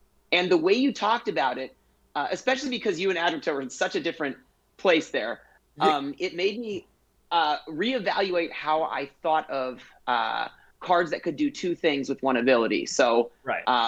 Yeah. So, I mean, I think the Aug Merchants now are kind of in that same vein where Guardian Aug Merchant I use on both sides. But I was able to recognize that with the Aug Merchants earlier because of what you taught me about with Keeper of Aldemond so long ago. ADWCTA. He paused a little there for Adam. No. Did you notice that? I did. What did I have for again? Kellen, don't think too hard. The way that you disregard position, I think, is actually an important and healthy way to evaluate how to play the game. So I know it sounds like a diss, but no, I'm very proud of it. No, and it's really important because there's something that Mike Flores came up with in Magic the Gathering many years ago. He's one of the original big time Magic the Gathering strategy guys. He came up with this concept of operations management. Like, is it important? How important is it to me that I think about when I untap my lands versus when I draw versus all these things? If I'm spending a considerable amount of time thinking about that, I am wasting valuable amounts of brain power doing something that I can shortcut. So I should not be worrying about that as much. And I will say I have lost games to positioning wrong constantly. I think the worst one for me has been Betrayal. In Victor's top-rated season, that one that he did so well in, I was one of his wins when I misplayed into a Betrayal so badly that it cleared my entire board as a result, and it was super obvious. I should not have done it. But like, I feel like you're dissing him again. I was focused on something completely different.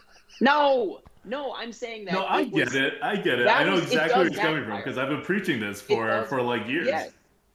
It is important to think about what's important, and I think it's hard. It's easy to apply importance to things or give importance to things that do not have as much relevance to the situation as they should. And I would say you helped me learn that. So you three guys, I really appreciate what you've done for me as arena content creators. Appreciate it, buddy. Yeah. But I will say, just before we get about it, on that vein about play around things, Silas, chat will love this one, but Silas is the big one. So my chat will give me, didn't play around Silas, and it's a legendary that you barely see. And by playing around Silas, you're probably going to screw up 3 other things that are way more important and not consider things that matter more. So in summary, don't play around Silas. Then you're going to get hit by a rabbit. Noobs. Yep. Okay. Kevin, the problem is you seem to only have taken Atika's first lesson, and you haven't really, because he's on another level now. We're like, you were just talking about not thinking about positioning. He's trimmed off all the fat including reading the cards, knowing what the cards do, pitching plays that actually exist, pitching, like saying card names that actually exist. He's cut out all of the fat. Like, you don't think about any of that stuff anymore. Wait, are you talking about? I still try to draft nesting row, so I don't know what you're talking about. Oh no! So you haven't still reached the final level where he co-ops with you and pitches a play that doesn't exist because he thinks a card that doesn't exist is in your hand. Now, whether or not that is another card that exists but is not in hand, or that is a card that literally doesn't exist, period, but it exists in his mind, you never know. And if you guys are interested in that kind of content, make sure to tune in tomorrow for the Lightforge podcast. That's at good. What time? 4 Eastern, 5. 7 wow, Eastern. You watched a lot, huh? Oh, 7 Eastern. 7 Wait, is that Eastern. late? Really? I thought it was early sometimes. Okay. Anyhow, I did a terrible job plugging the. I did want to say, I'm not going to podcast. go on quite as long of a thing as Kellen, which it was good that you said all that, but I wanted to say that, like, when I thought of this whole thing, I was like, man, if we get to the finals, like, if I can't get the Grinning Goat and I can't get Dreads, like, I don't think this is, like, it's not right. So I was really glad that you guys actually agreed to do it, because honestly, like, it just wouldn't have felt right. I don't know how else to say it. So not going to get too mushy, but Thank you so much. It was incredibly fun. And when I heard about it, I was like, oh, let's do it on a weekend that it works. It's like holiday weekend. Sure. This is what we do this for, like I've actually found that for us to do it.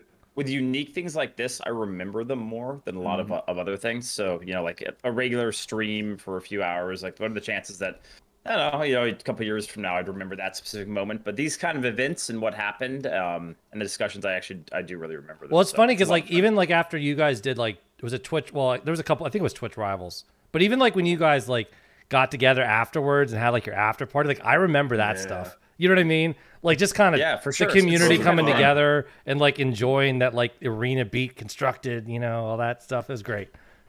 So F constructed arena rules. When Dreads got carried by Colin and Shady's.